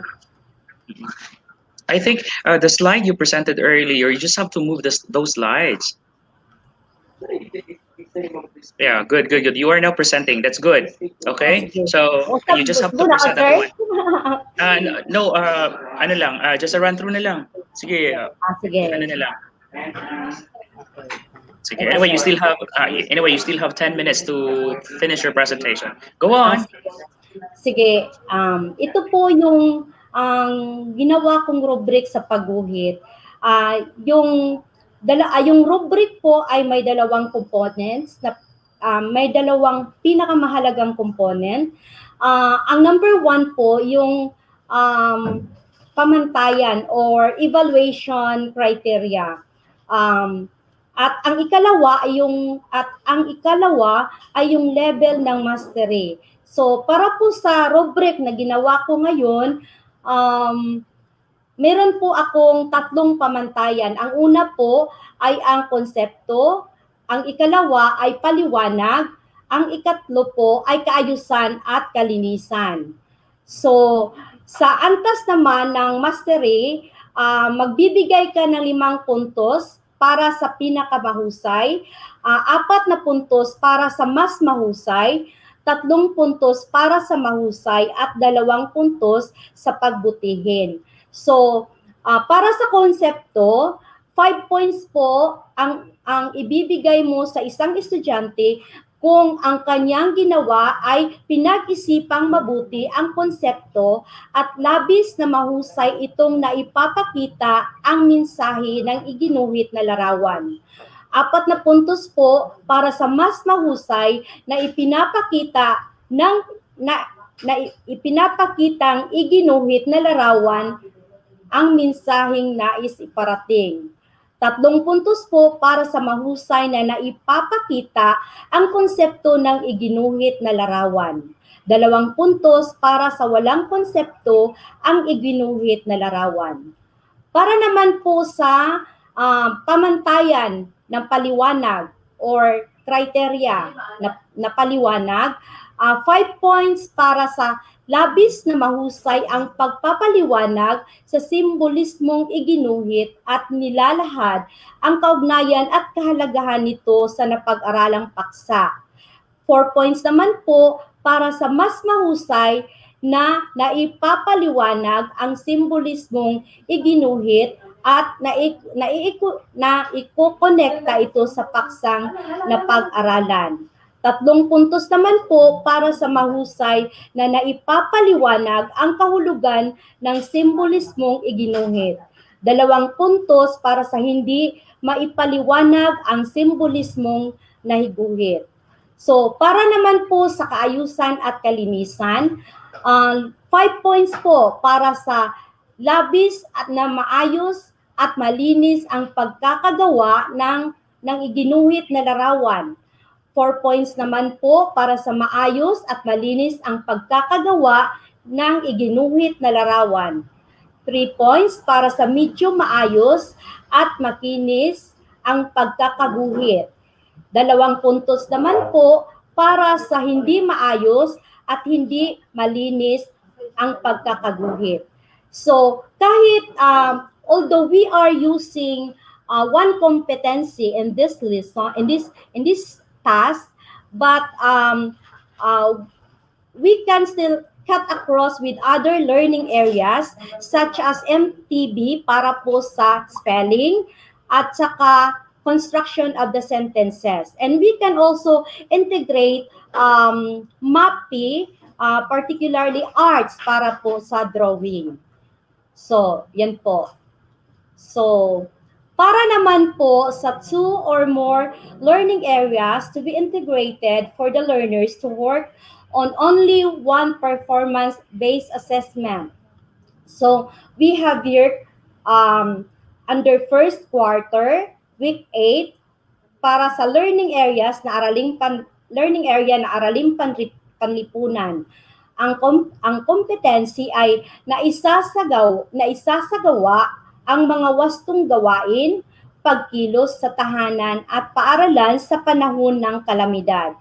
Ang performance standards ay ang mga mag-aaral ay malikhaing nakapagpapahayag, nakapagsasalarawan ng kahalagahan ng kinabibilangang komunidad.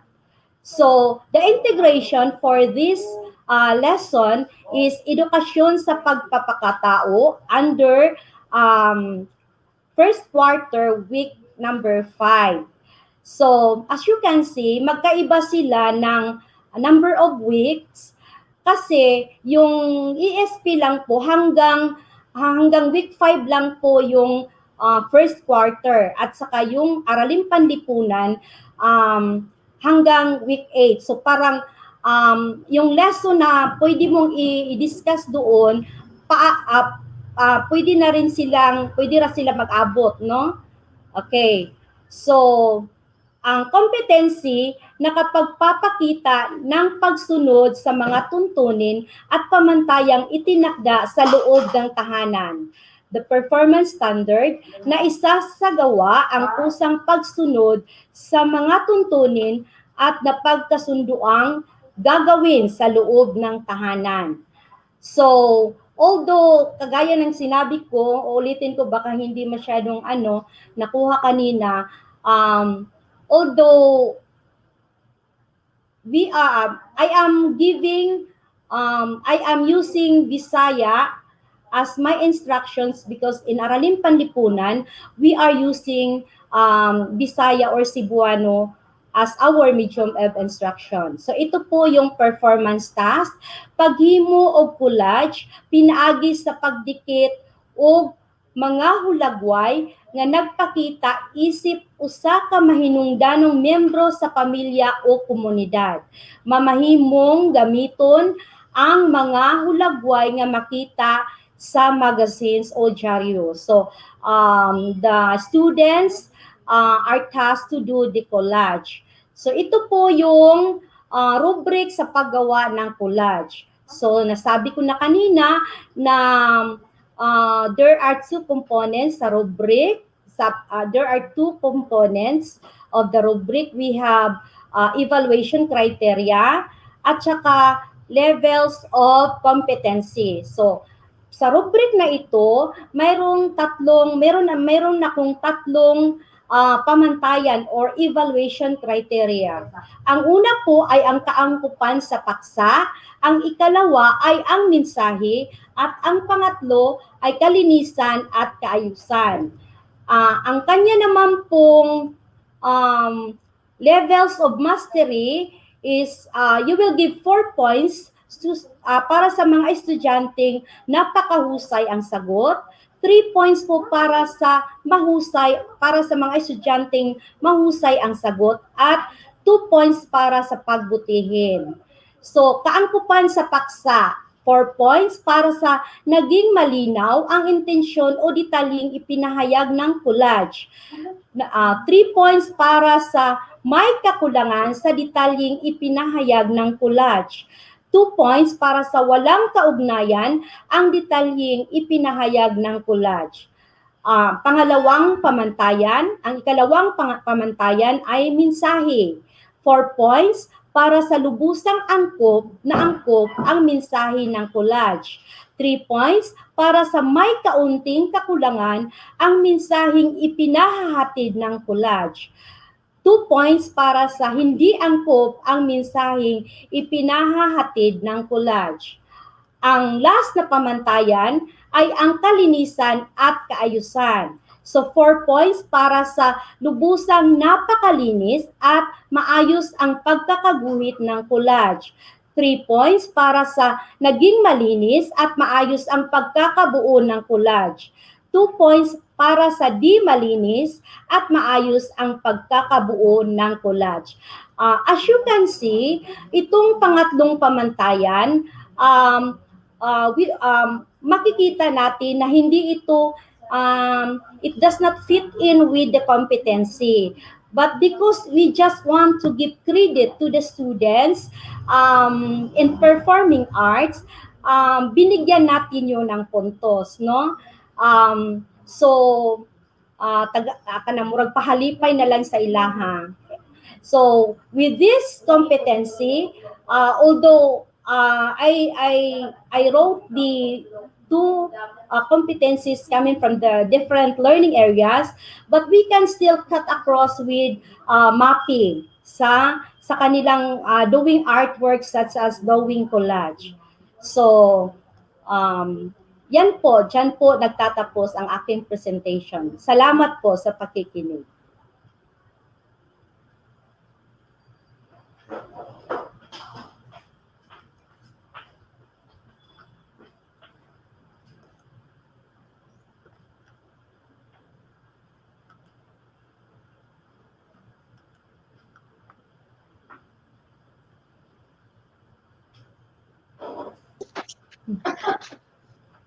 And that's it.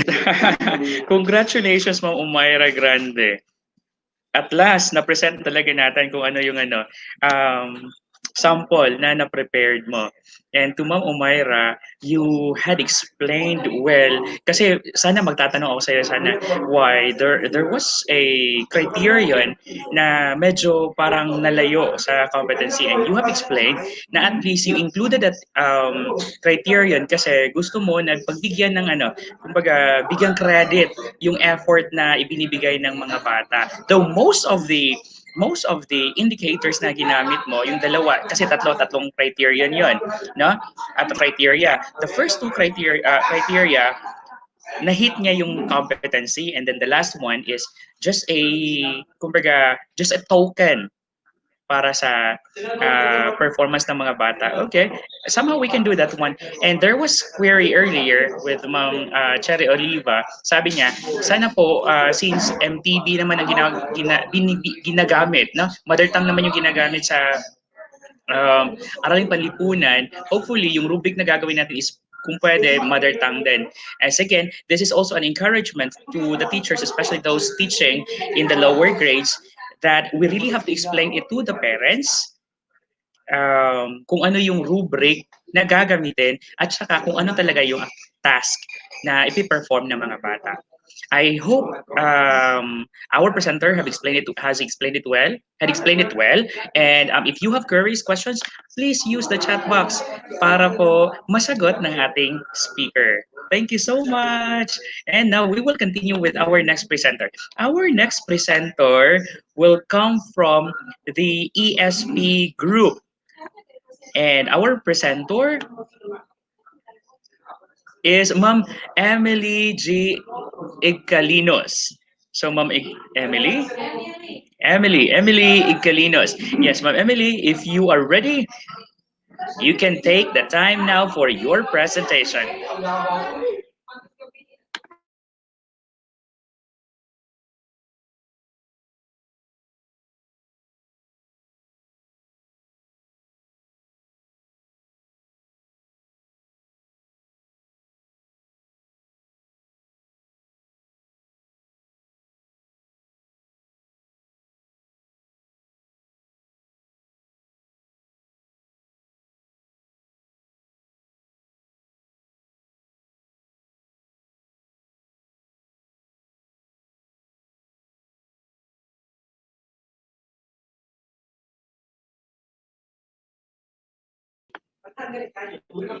Hello, Ma'am Emily.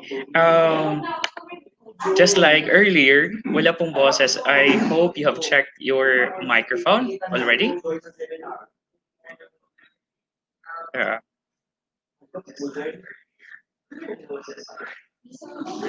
Okay na yung slide mo, but we cannot hear you. I hope you're using the right audio equipment para mas marinig yung boses mo. I know you are ready. I know you really wanted to present your sample now, but we need to hear your audio.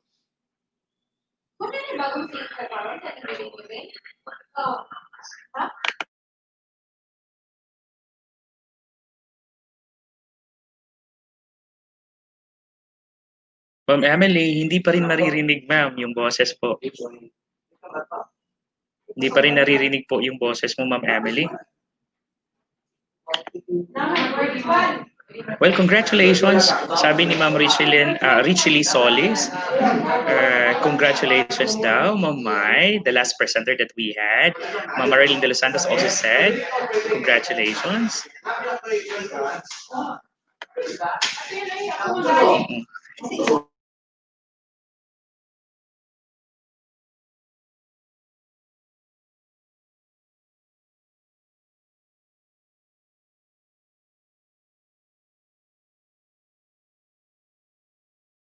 I think we have problems. Yeah, I think we have problem with the audio of Ma'am Emily. Ma'am Risa from the junior high school. I hope Ma'am Risa is ready. Okay, para ma-maximize natin yung time. Medyo delayed na nga tayo, di ba? Ma'am Risa May Binag of the junior, ready with your material. Yes, Ma'am Risa.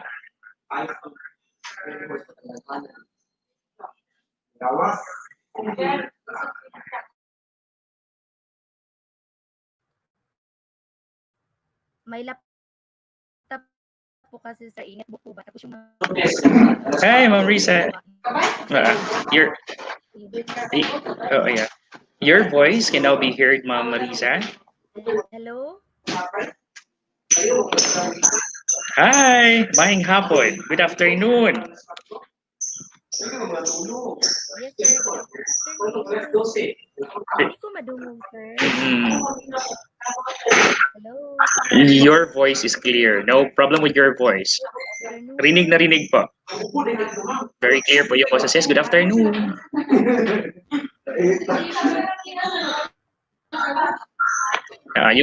Yung presentation mo na lang, ma'am. Yes. Yes. Okay po. Sige, saglit. Okay. Well, our next presenter is from the ESP group, and she is from junior high school na group. Yeah, well, she will be introducing herself later on at her delivery of the sample performance task, and I hope you'll get something from you will learn something from this. I know some of our viewers right now are also junior high school teachers, so please get ready.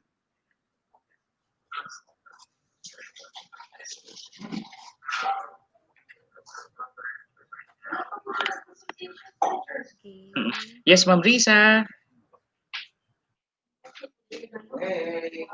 Is it okay, Ma'am Risa? Okay lang ba?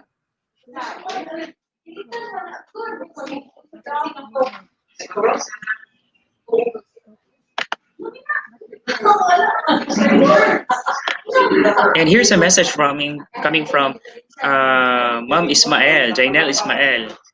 Congrats, presenter, for your sharing. It will be a great help for us. Okay? Hindi pa rin nakikita po, Ma'am Risa. And another message from Pauline Marie Iray. Congrats, Ma'am. Thanks for sharing. Okay. What's the good thing about our activity is hindi po ngayon lang nagtatapos ito. There will be another set of presenters who will be giving their examples or sample performance tasks tomorrow hanggang sa December 4. So for this afternoon, it is intended for the AP and ESP group. And tomorrow po, December 2,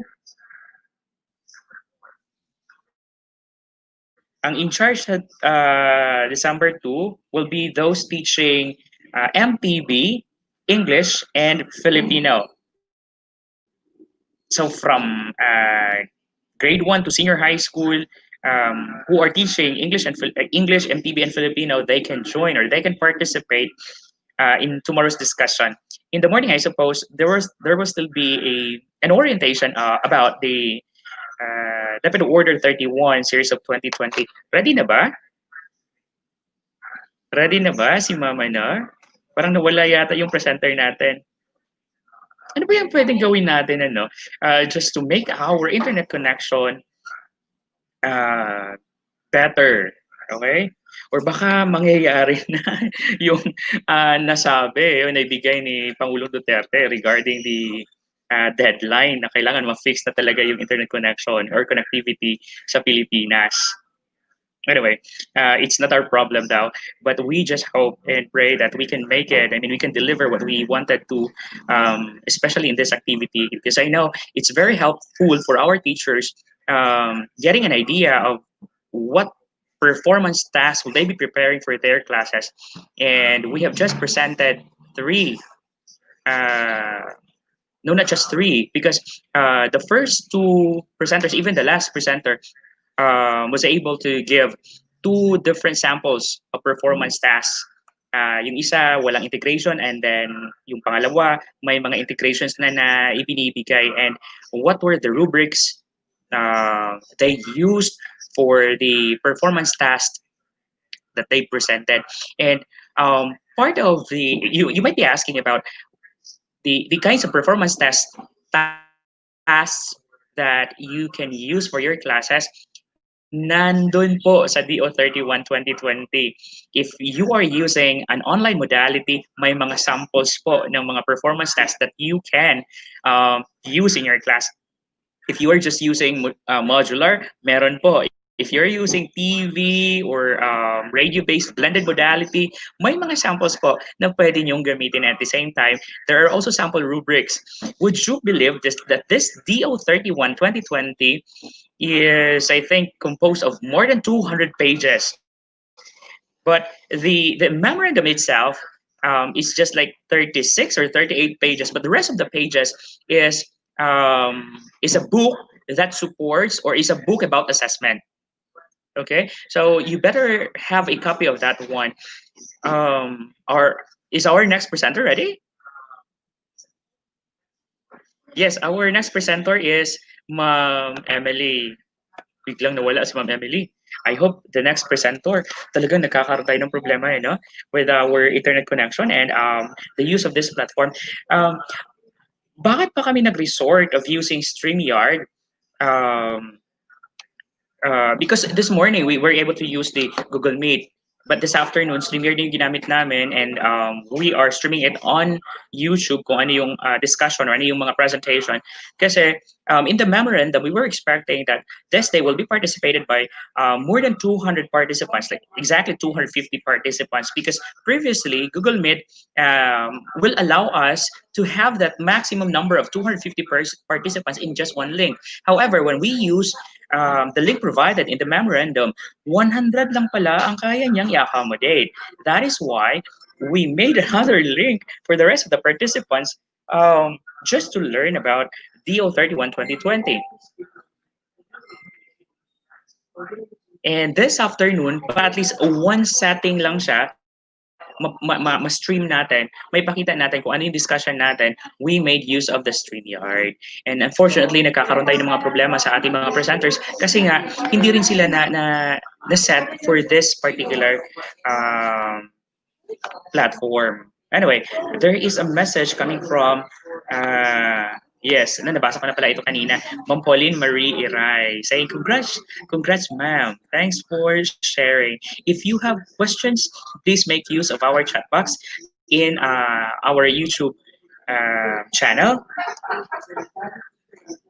And I suppose this same channel will be used for the continuation of tomorrow's discussion, tomorrow's activity. This initiative actually came from our CID Chief, Dr. Beverly Daog. So to Ma'am Bebs, thank you so much for this initiative. Medyo meron nga lang tayo mga problema regarding sa platform natin and internet connectivity. But I know our participants are so eager to learn out from the samples being presented. And I know as well that our presenters are doing their best to prepare for this activity. Kaya nga lang nagkakaroon tayo ng problema with the StreamYard. Okay. So are we ready?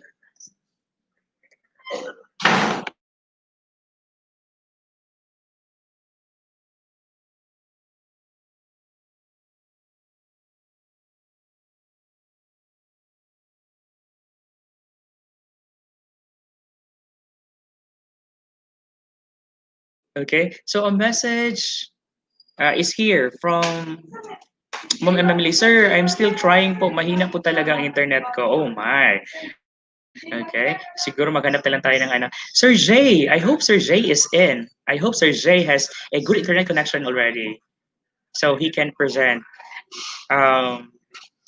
Last Friday, actually, nag-present ito. I hope he can deliver it well again today with the audience now here in YouTube. Sir Jay, are you ready? Yes, Ah, sir. good. So here we have Sir Jay Baliar. I hope. Oh, okay. Hi. Good afternoon. Good afternoon, Sir sir. Jay, Sir Jay Baliar is a teacher from Mati National High School, and he will be presenting to us a sample performance task in senior high school. So, Sir Jay, take it away. Okay, sir. So, good afternoon, everyone. Good afternoon to my co-teachers, co-presenter. So, I was assigned to present to you the performance-based assessment for the introduction to the philosophy of the human person. So, allow me to share to you my performance-based assessment presentation.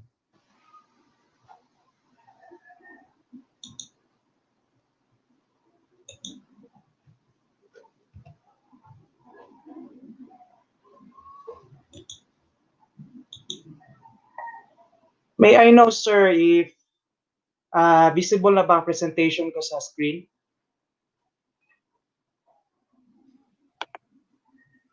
Sir, hindi pa, sir. But your camera and your audio are doing good. But your presentation hindi pa nakikita natin. Okay.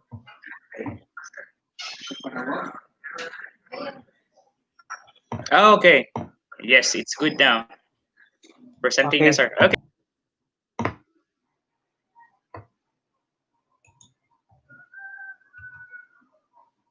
So once again, good afternoon, everyone.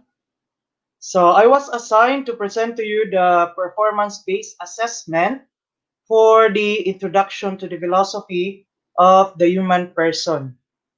So in this learning area, it is a core subject for the senior high school, either for grade 11 or grade 12. In our case, for Mati National High School, we offered it to the grade 12 students. So, let me discuss to you my specific performance-based assessment kung saan ako kumuha.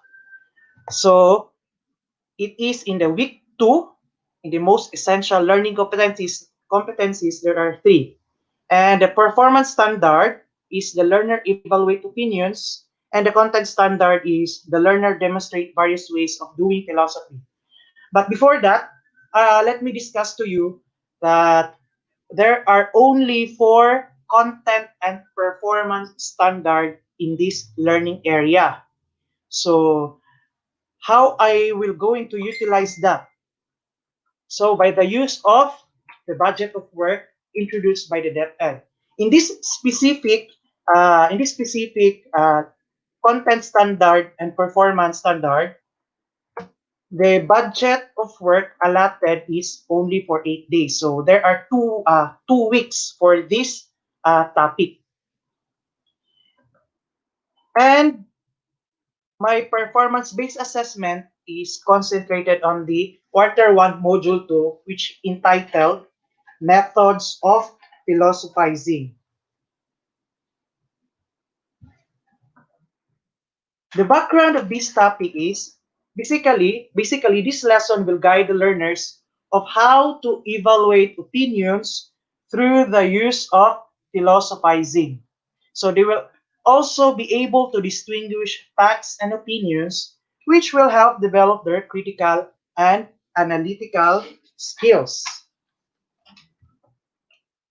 So my performance-based assessment is here. To be specific, in this slide, you will see my basis for my performance-based assessment. So my target competencies are here.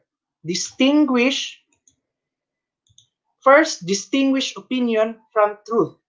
So I will give that competency on the week 3.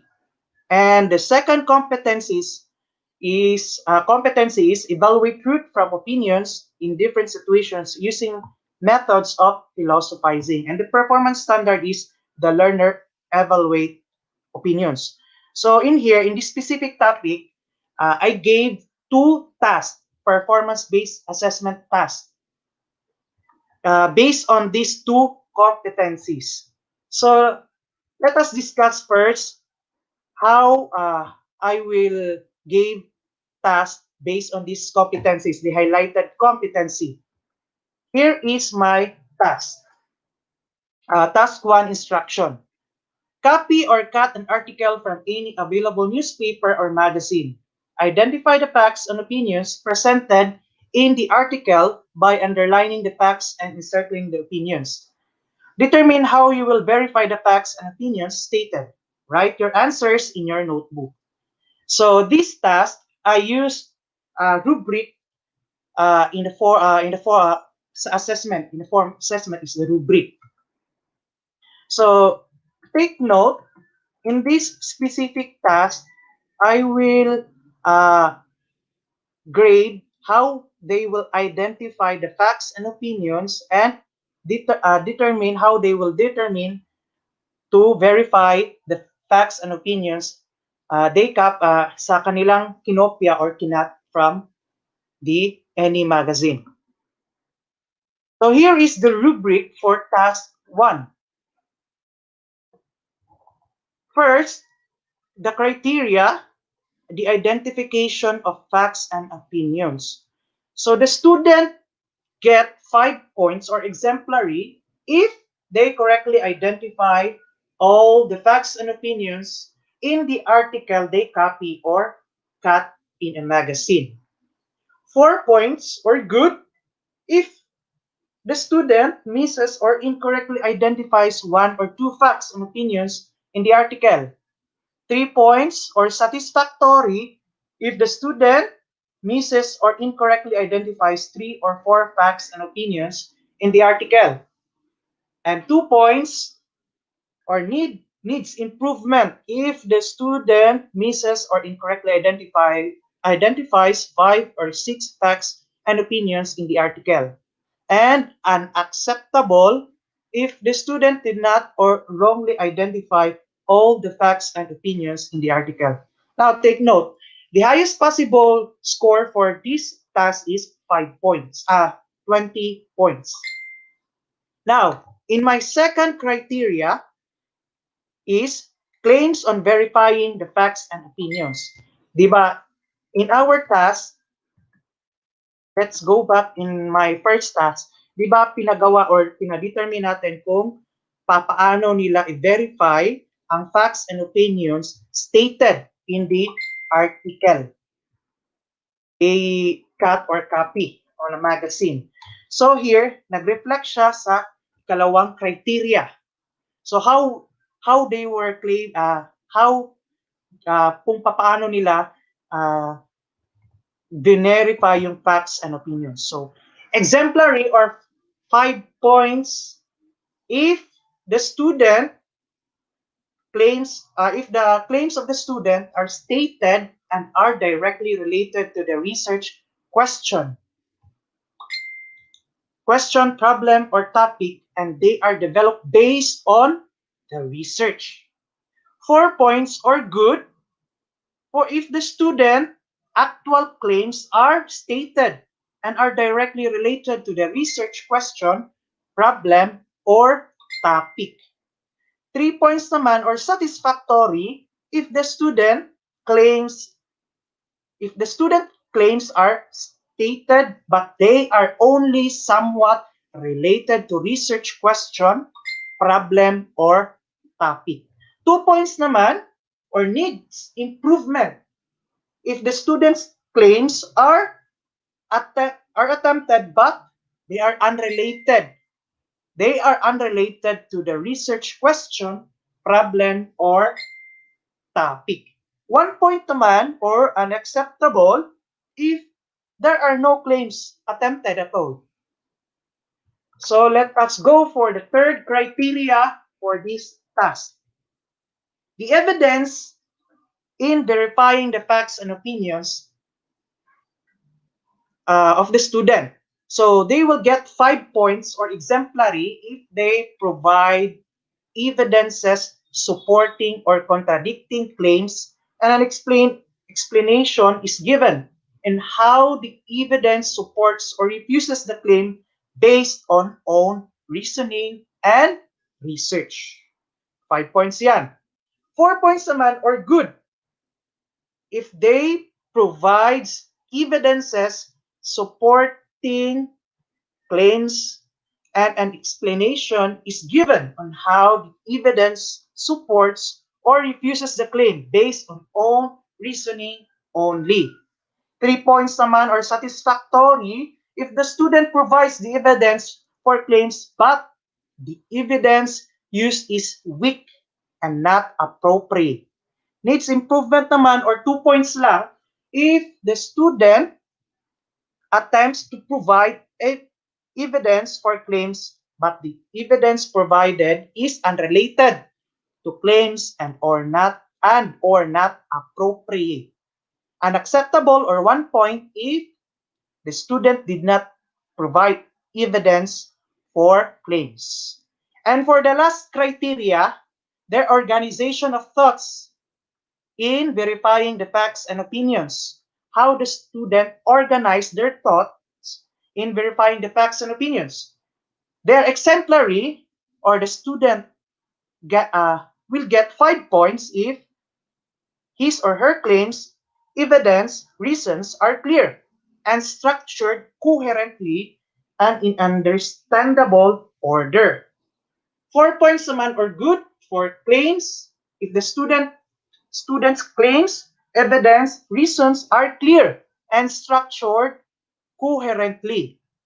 3 points naman or satisfactory if their claims, evidences, reasons are somewhat clear and structured coherently.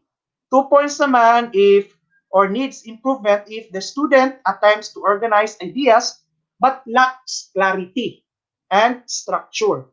Unacceptable or 1 point naman if ideas are not organized and vague. So, as I said, meron akong 2 tasks dito. So, the first is, di ba, yung distinguish opinion from truth. So, they will do this in week 3.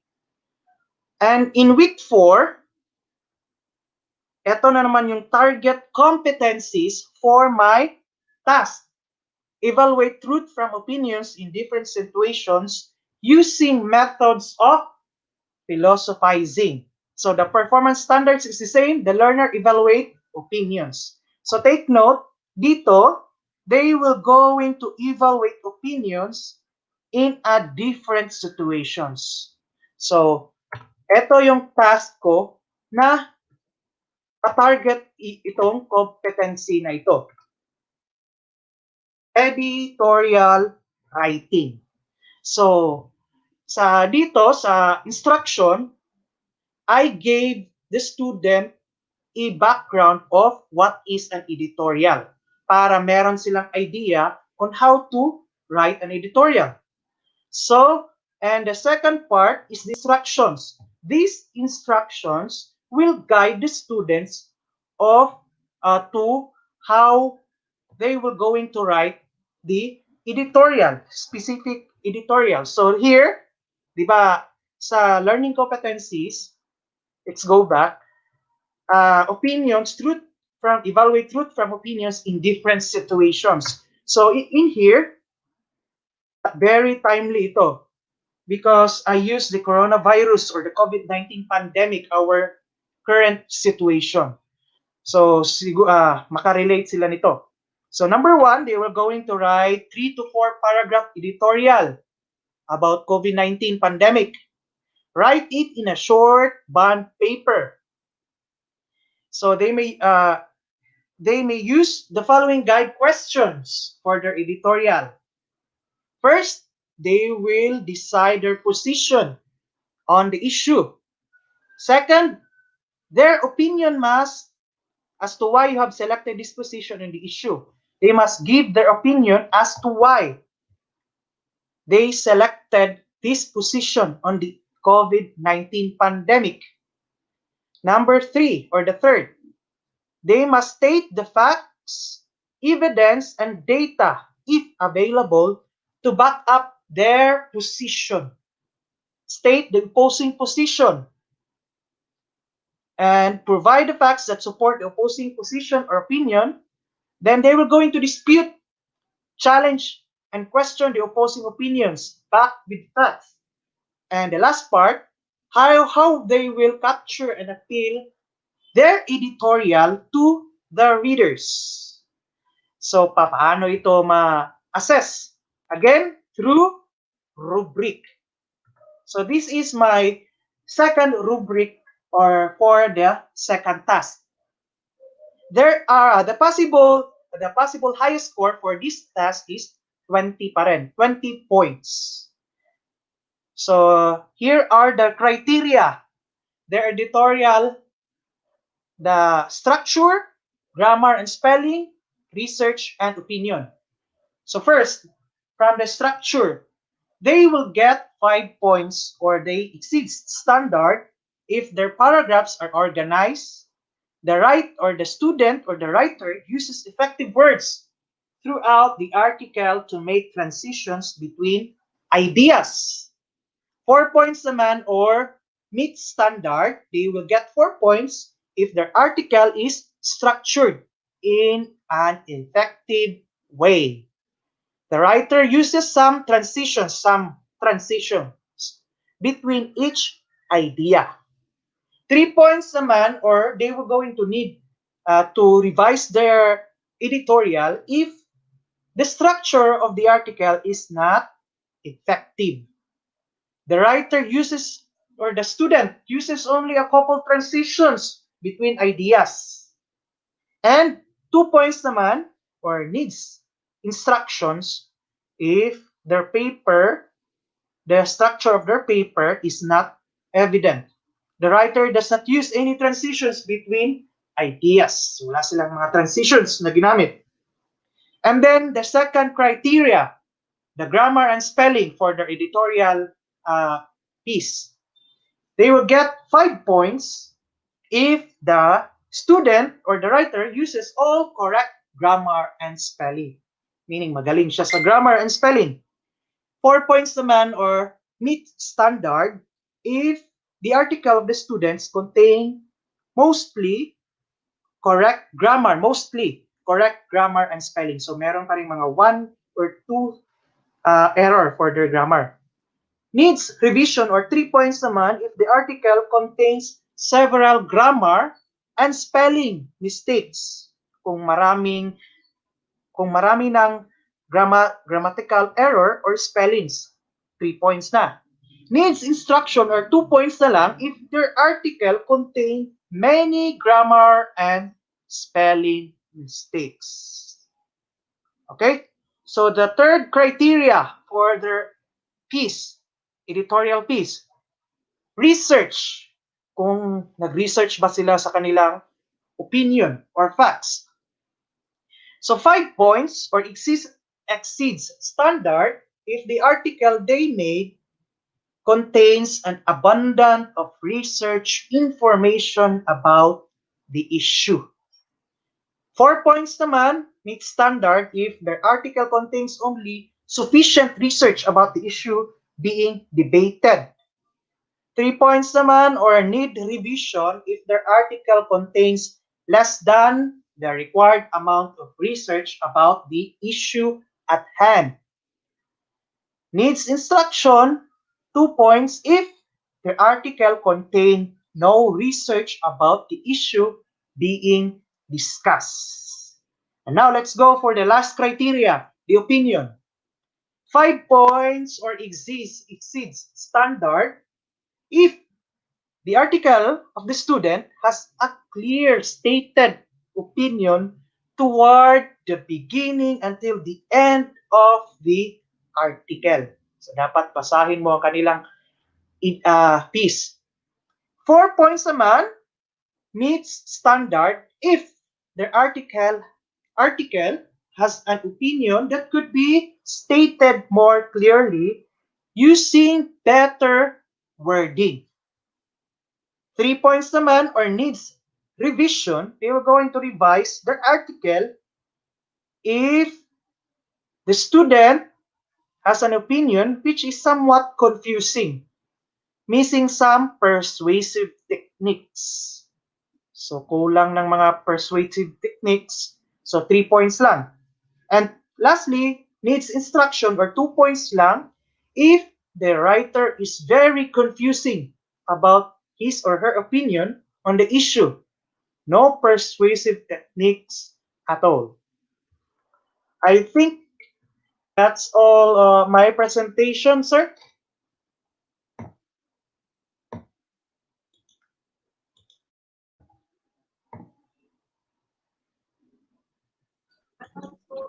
Hello, sir. Wow.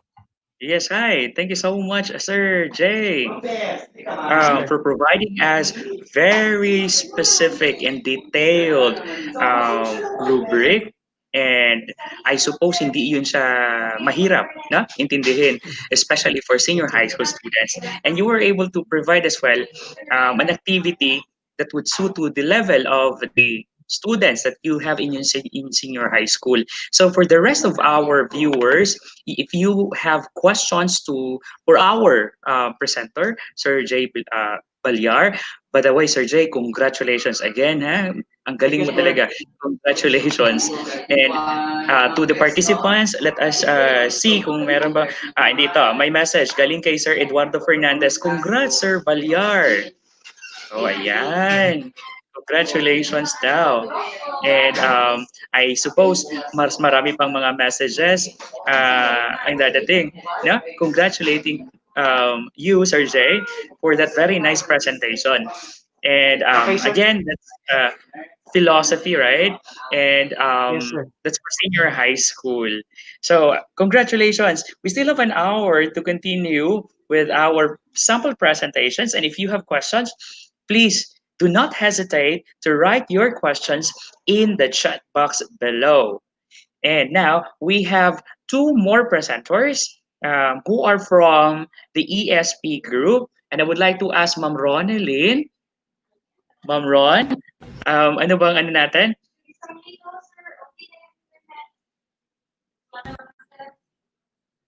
Sino daw? Okay, Ma'am Riza. Ma'am Riza, as I think already. And later on, we will be hearing as well messages from our CID chief, Ma'am Beverly Daw. Si Ma'am Bebs po yung initiator talaga sa ating activity ngayon, no? Kung ano yung mga magaganap. And though this is just the first day, and we have learned a lot from this, another set of participants will be attending on the second day to the fourth day of this series of orientation and at the same time presentation of samples, focusing on the performance task. We have one presenter from the junior high school, Ma'am Risa. I hope she is ready. Well, here she is, Ma'am Risa Binag. Hi, ma'am. Maayong hapon. Hello? Hi. Yes. Hello? Yes.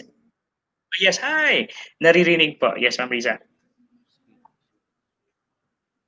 Yung presentation na lang po. Sana. Laban lang, Ma'am Riz. Congratulations, Sir Balyar, coming from Kirk, Florida. Ayan, thank you so much for the knowledge you shared. Sir Jay, galing kay Ma'am Gemma Dano. Let us see. No, hindi pa po na-present, Ma'am Risa. Sige, hintayin natin yung ano mo. Hintayin natin yung slides mo. And a message from Ma'am Cherry Oliva. Congrats, Sir Jay, for a very comprehensive presentation of your topic. My salute. Yan. Totoo nga naman, no? Ang ganda ng presentation ni Sir Jay.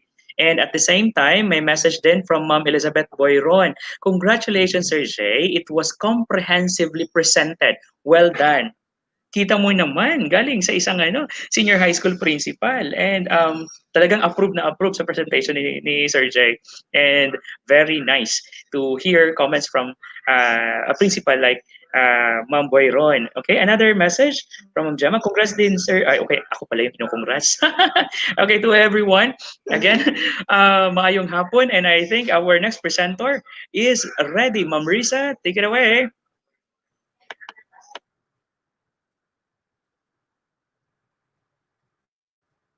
Okay. Nakikita niyo po po, sir, ang ano ko. Yes, ma'am. Yes, ma'am. Yes, ma'am. Kitang-kita pa.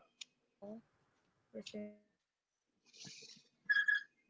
Can you make it bigger po para mas mabasa natin?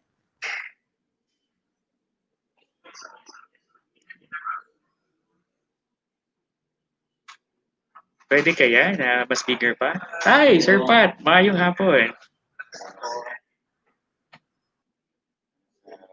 Yes, Ma'am Risa. You may now have the floor to continue your discussion of the sample that you prepared.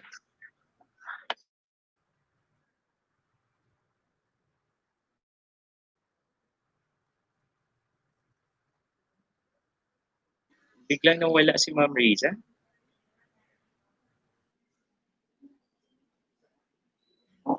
I do hope, with the last two remaining presenters, sana tuloy-tuloy na so we can meet the time. Our time right now is already 4:11 p.m. and we still have two presenters.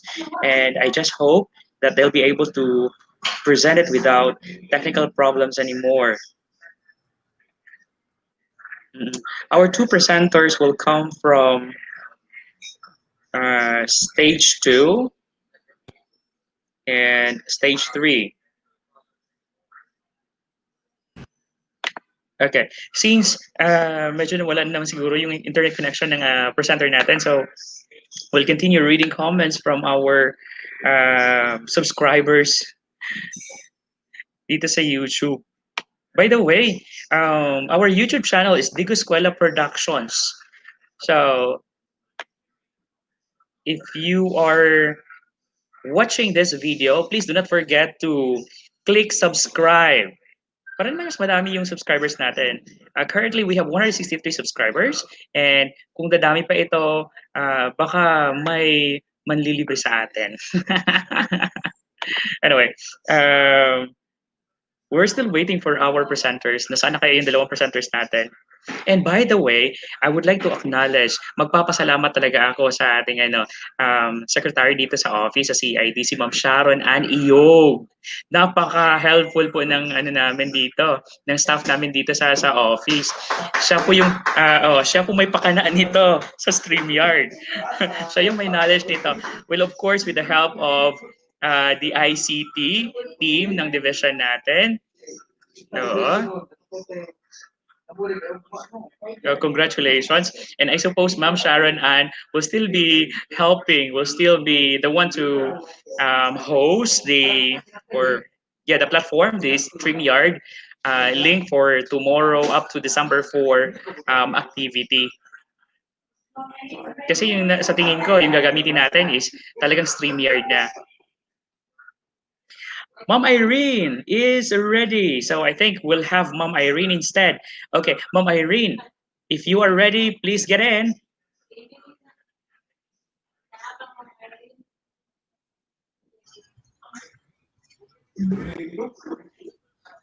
Okay, si Ma'am Emily pala. Okay, gamit ni Ma'am Emily yung okay. Yes, go on, Ma'am. Hi. Hello. Hi.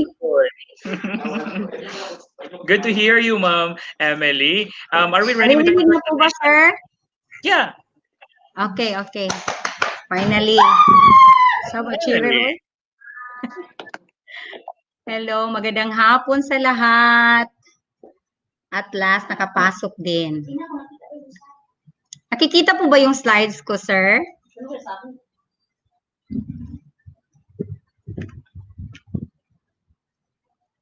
Wala lagi tingog rin. Wala audio rin. Ano yan? Zero ito daw. Wala ka. Wala kayo kinuha? Wala eh. Wait. Wala. Kasi lang ko isa. Ano? Oh, ano naman ka? Oh. Okay na. Hi daw. Hello, sir. Hello, sir. Ay, Diyos ko lang. Lakasan mo daw ang boses ni Mom Ems. Lakasan mo daw ang boses. Dili sa first. Hi, ma'am. Hello. Mayong hapon. Ma'am Emily, balik mo yung original mo na slide kanina. Ay, nakita daw yung kanina. Oo, yung slide kanina, Yeah, that's it. That's good. And then, slideshow mo lang para mas Opo. malaki. Okay? Sige, you can start now. Okay na. Okay, magandang hapon sa lahat. Ang aking pagbati po sa ating CID Chief, Dr. Daog, at sa ating mga Education Program Supervisors, PSDSS, school heads, at fellow educators, magandang hapon. Kanina, naibigay na po ni Ginang Kababat ang napaka-klaro at komprehensibong explain, pagpapaliwanag sa apat na performance-based assessment or tasks. At ang mga ito ay ang dula-dulaan, gratitude chart, tula at saka debate. So ngayong hapon po ay ibibigay ko na lang po ang dalawang performance-based assessment na maaaring gamitin sa ESP. Okay. So ang napili ko pong learning quarter number ay quarter 2, week 1 at hinanapan ko po ng integration or across learning area, ito po yung Filipino. Week 1 at saka Filipino naman ay week 1. So ang ating competency mula sa MELC ay nakapagsisimula ng pamumuno para makapagbigay ng kayang tulong para sa nangangailangan ng biktima ng kalamidad, pagbibigay ng babala o impormasyon kung may bagyo, baha, sunog, lindol at iba pa.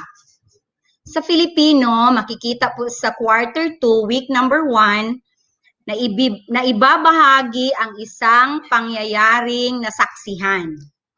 Okay, para po sa ating performance standards, na isasagawa ang inaasahang hakbang, kilos at pahayag na may paggalang at pagmamalasakit para sa kapakanan at kabutihan ng pamilya at kapwa. So, ang performance-based assessment po na idadagdag ko doon sa binigay ni Ginang Kababat ay itong paggawa ng slogan o poster at ang pagsusulat ng journal na lagi po, madalas na ginagamit din natin sa ating mga classrooms. So, hindi ko pala po nalipat yung performance task mula sa Word papunta sa PowerPoint, kaya ibibigay ko na kaagad ang ating rubric. Ang rubric sa paggawa ng poster, ang pinakamalaking puntos ay 20. So, para sa mga pamantayan, una ang mensahe. Makakuha ng 5 puntos ang bata or mag-aaral kapag ang poster ay klaro at akmang mensaheng ipinapahayag. 3 puntos naman kung ang poster ay hindi masyadong klaro at may hindi akmang mensahe. Pangalawang pamantayan ay ang disenyo. Ang disenyo ay maganda, 5 puntos at 3 puntos naman kung ang disenyo ay di masyadong maganda. Para sa kalinisan, ang bawat bata ay makakuha ng 5 puntos kapag ang poster ay walang dumi at hayagang pagbubura. 3 puntos naman kapag ito ay marumi at may nakikitang pagbubura. Para sa oras ng pagpasa or timeliness, 5 punto ang ating ibibigay kapag ang poster ay ginawa at pinasa sa takdang oras. At 3 puntos naman kapag ang poster ay pinasa pagkatapos ng itinakdang oras. Para naman sa rubric sa pagsulat ng journal, makakuha ng pinakamalaking puntos ang bata kapag na-meet niya ang ibinigay kong 4 na criteria or pamantayan. 20 points po yon. Para sa unang pamantayan, ito ay ang kombensyon sa pagsusulat. Ito ay ang consisting of petsa, pamagat o tema, o pasok o kaya indention sa pagsusulat. 5 punto kung nasunod ang lahat ng kombensyon. 4 na puntos kung may isang kombensyon ang hindi nasunod o nakita. O kaya baka petsa lang at pamagat ang naibigay at hindi ginawa ng pasok or indention. 3 puntos naman kapag may 2 kombensyon na hindi nasunod o nakita. 2 puntos kung hindi nasunod o nakita ang lahat ng kombensyon. Para sa pamantayan na paggamit ng malaking titik at bantas na ating in-integrate doon sa Filipino, use of punctuation marks at capitalization, 5 puntos kung may isang mali, 4 na puntos kung may 2 hanggang 3 mali. 3 puntos naman kapag may 4 hanggang 5 mali at 2 puntos kung may higit sa 5 mali ang kanyang nasulat na journal. Para sa pamantayan sa mabisang komunikasyong nakasulat, kapag ang journal ay nakapagpapahayag ng malinaw at organisadong pagsulat, makakuha ng 5 puntos. 4 na puntos naman kapag naintindihan ngunit hindi organisado ang pagkasulat. 3 puntos kung ang pagkasulat ay may kaunting linaw at 2 puntos kung hindi malinaw ang sinulat na mensahe. Para sa pamantayan na refleksyon, 5 puntos ang ating ibibigay kapag ang journal ay nagpapahayag ng 4 o higit na pangungusap na may lalim na pag-unawa. 4 na puntos naman kapag nagpahayag ng 3 pangungusap na may lalim na pag-unawa. 3 puntos kapag nagpahayag ng 2 pangungusap lamang na may lalim na pag-unawa at 2 puntos kapag ang journal ay nagpahayag ng 1 pangungusap na may lalim na pag-unawa. Yun lang po ang aking ginawa para sa hapon na ito. Magandang araw sa lahat. Green.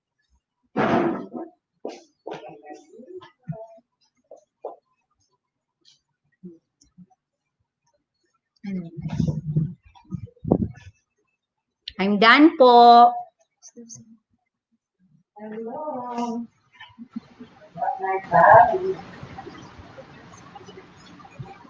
You're in the show. Yeah, this is what I said. Okay.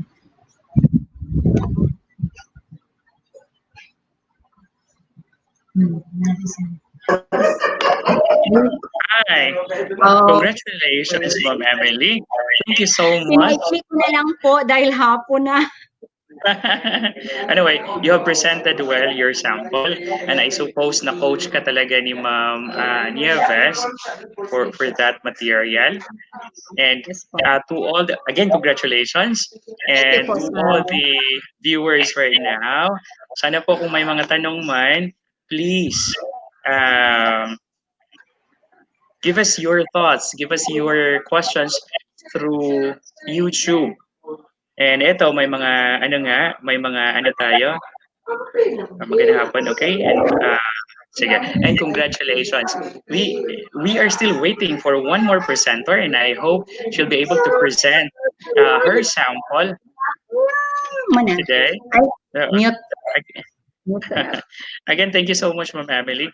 And we are still waiting for one more sample coming from Ma'am Risa to present a performance task sample in ESP. I hope she can really make it kasi nga na-prepare naman si Ma'am Risa for this one.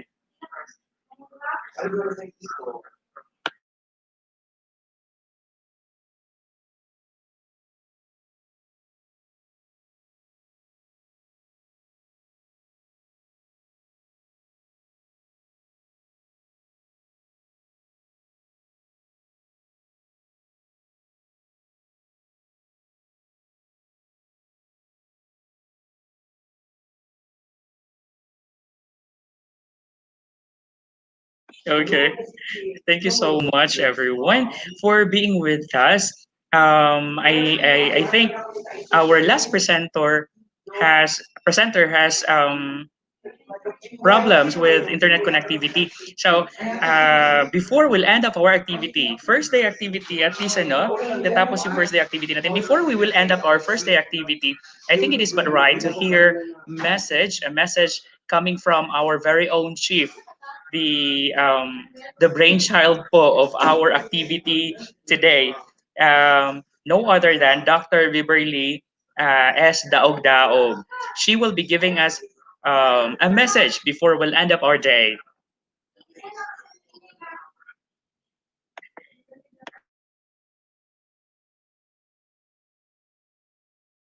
And while waiting for our chief, let me just give you the schedule for the remaining days. And by the way, if you were able to participate in our activity day, and then you also teach English, Filipino, or MTV, you can still join the activity tomorrow. So what will happen tomorrow? In the morning, the orientation about DO 31 2020 will be conducted. And in the afternoon, sample performance tasks in MTV, Filipino, and English will be presented.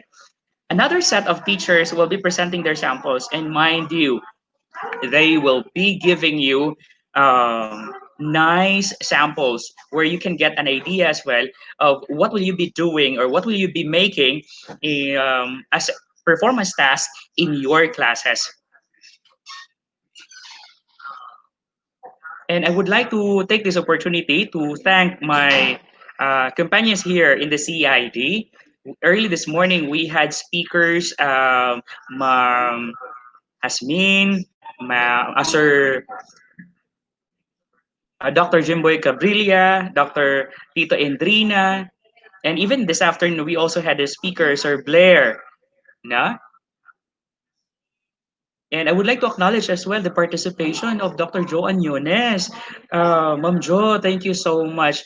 And to all the supervisors who supported us in this initiative, thank you, thank you, thank you. I know, especially when we did the run-through, sumali din yung mga PSDSS. So I would like to acknowledge the participation of our PSDSS in helping our presenters na maging okay talaga yung mga materials na ipepresent nila so that our participants will also get an idea, will learn from the samples that they presented.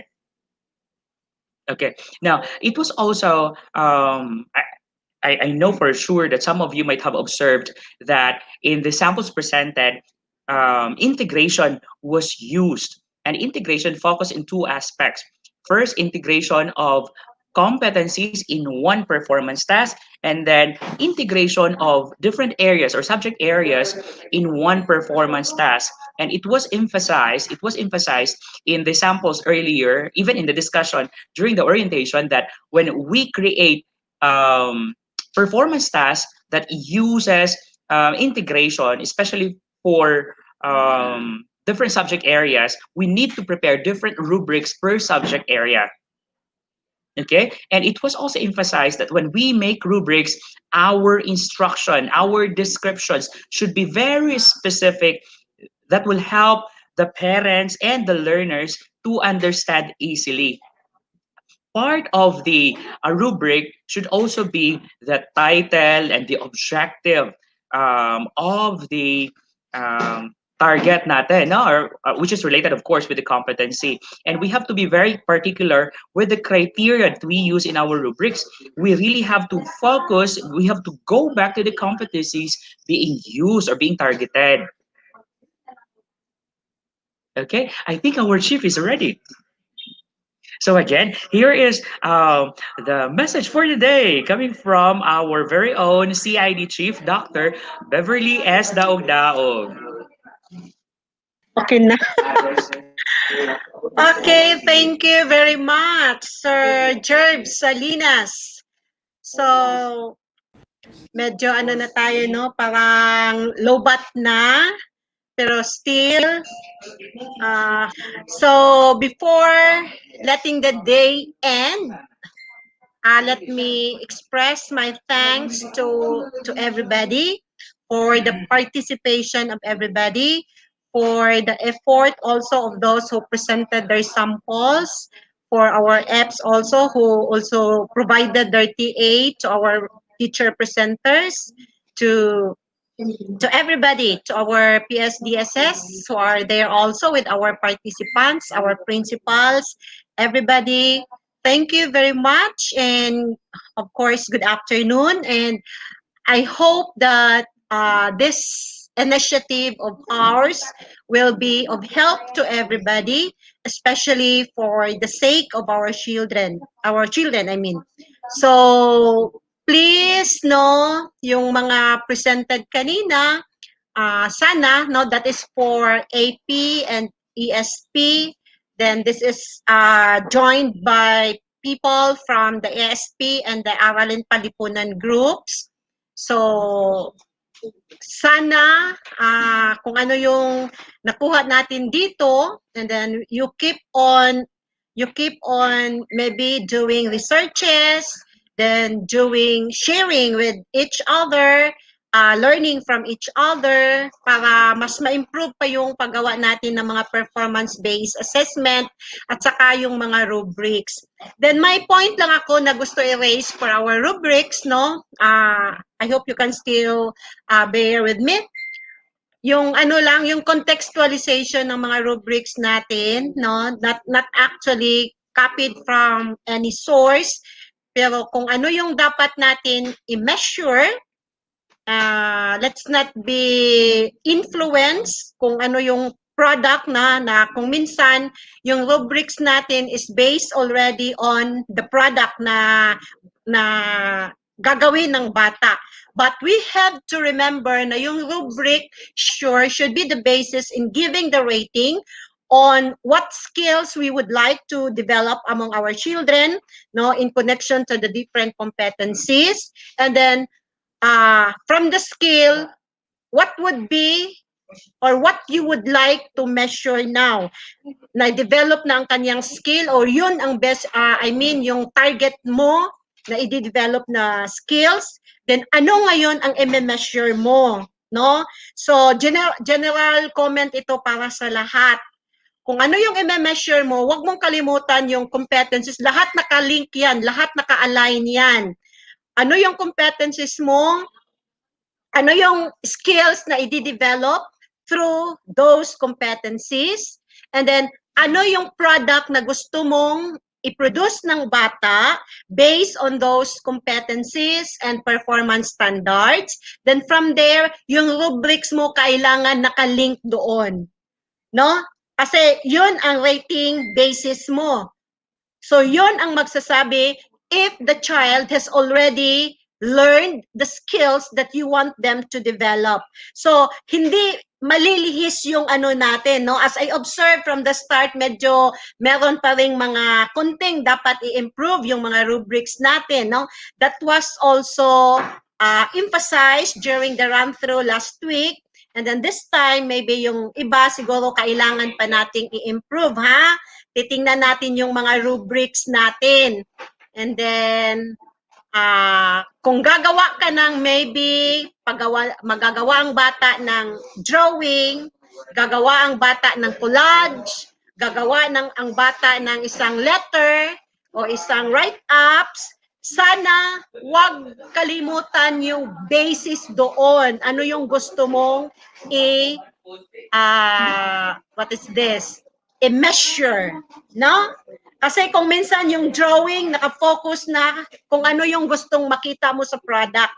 Hindi yon. Yung skill talaga. So, we are very much tired already, no? Parang hindi na maiintindihan yung sinasabi ko. But I hope, as I've said, we keep on growing, enhancing ourselves for the sake of our learners. So, good afternoon. Again, thank you very much. And tomorrow again, no? So, ibang grupo na naman bukas. I would like to announce pala, may i-announce pala ako. Tomorrow, okay pa ako? Sige. Tomorrow, lahat ng mga MTB teachers, lahat ng mga English at saka Filipino will join na tomorrow. Hindi lang yung naka-pre-register, no? Kasi this StreamYard is already or can accommodate more than 100 already. So we will not be limiting our participants anymore. So please know our PSDS is there, our principals. You let your, in all grade levels, no? From kindergarten down to grade 12, let all your teachers handling English subjects or for senior high school, English-related subjects, Filipino-related subjects, and those sending MTB, let them join tomorrow for the presentation again of different samples for those different subject areas. Again, thank you very much and good afternoon.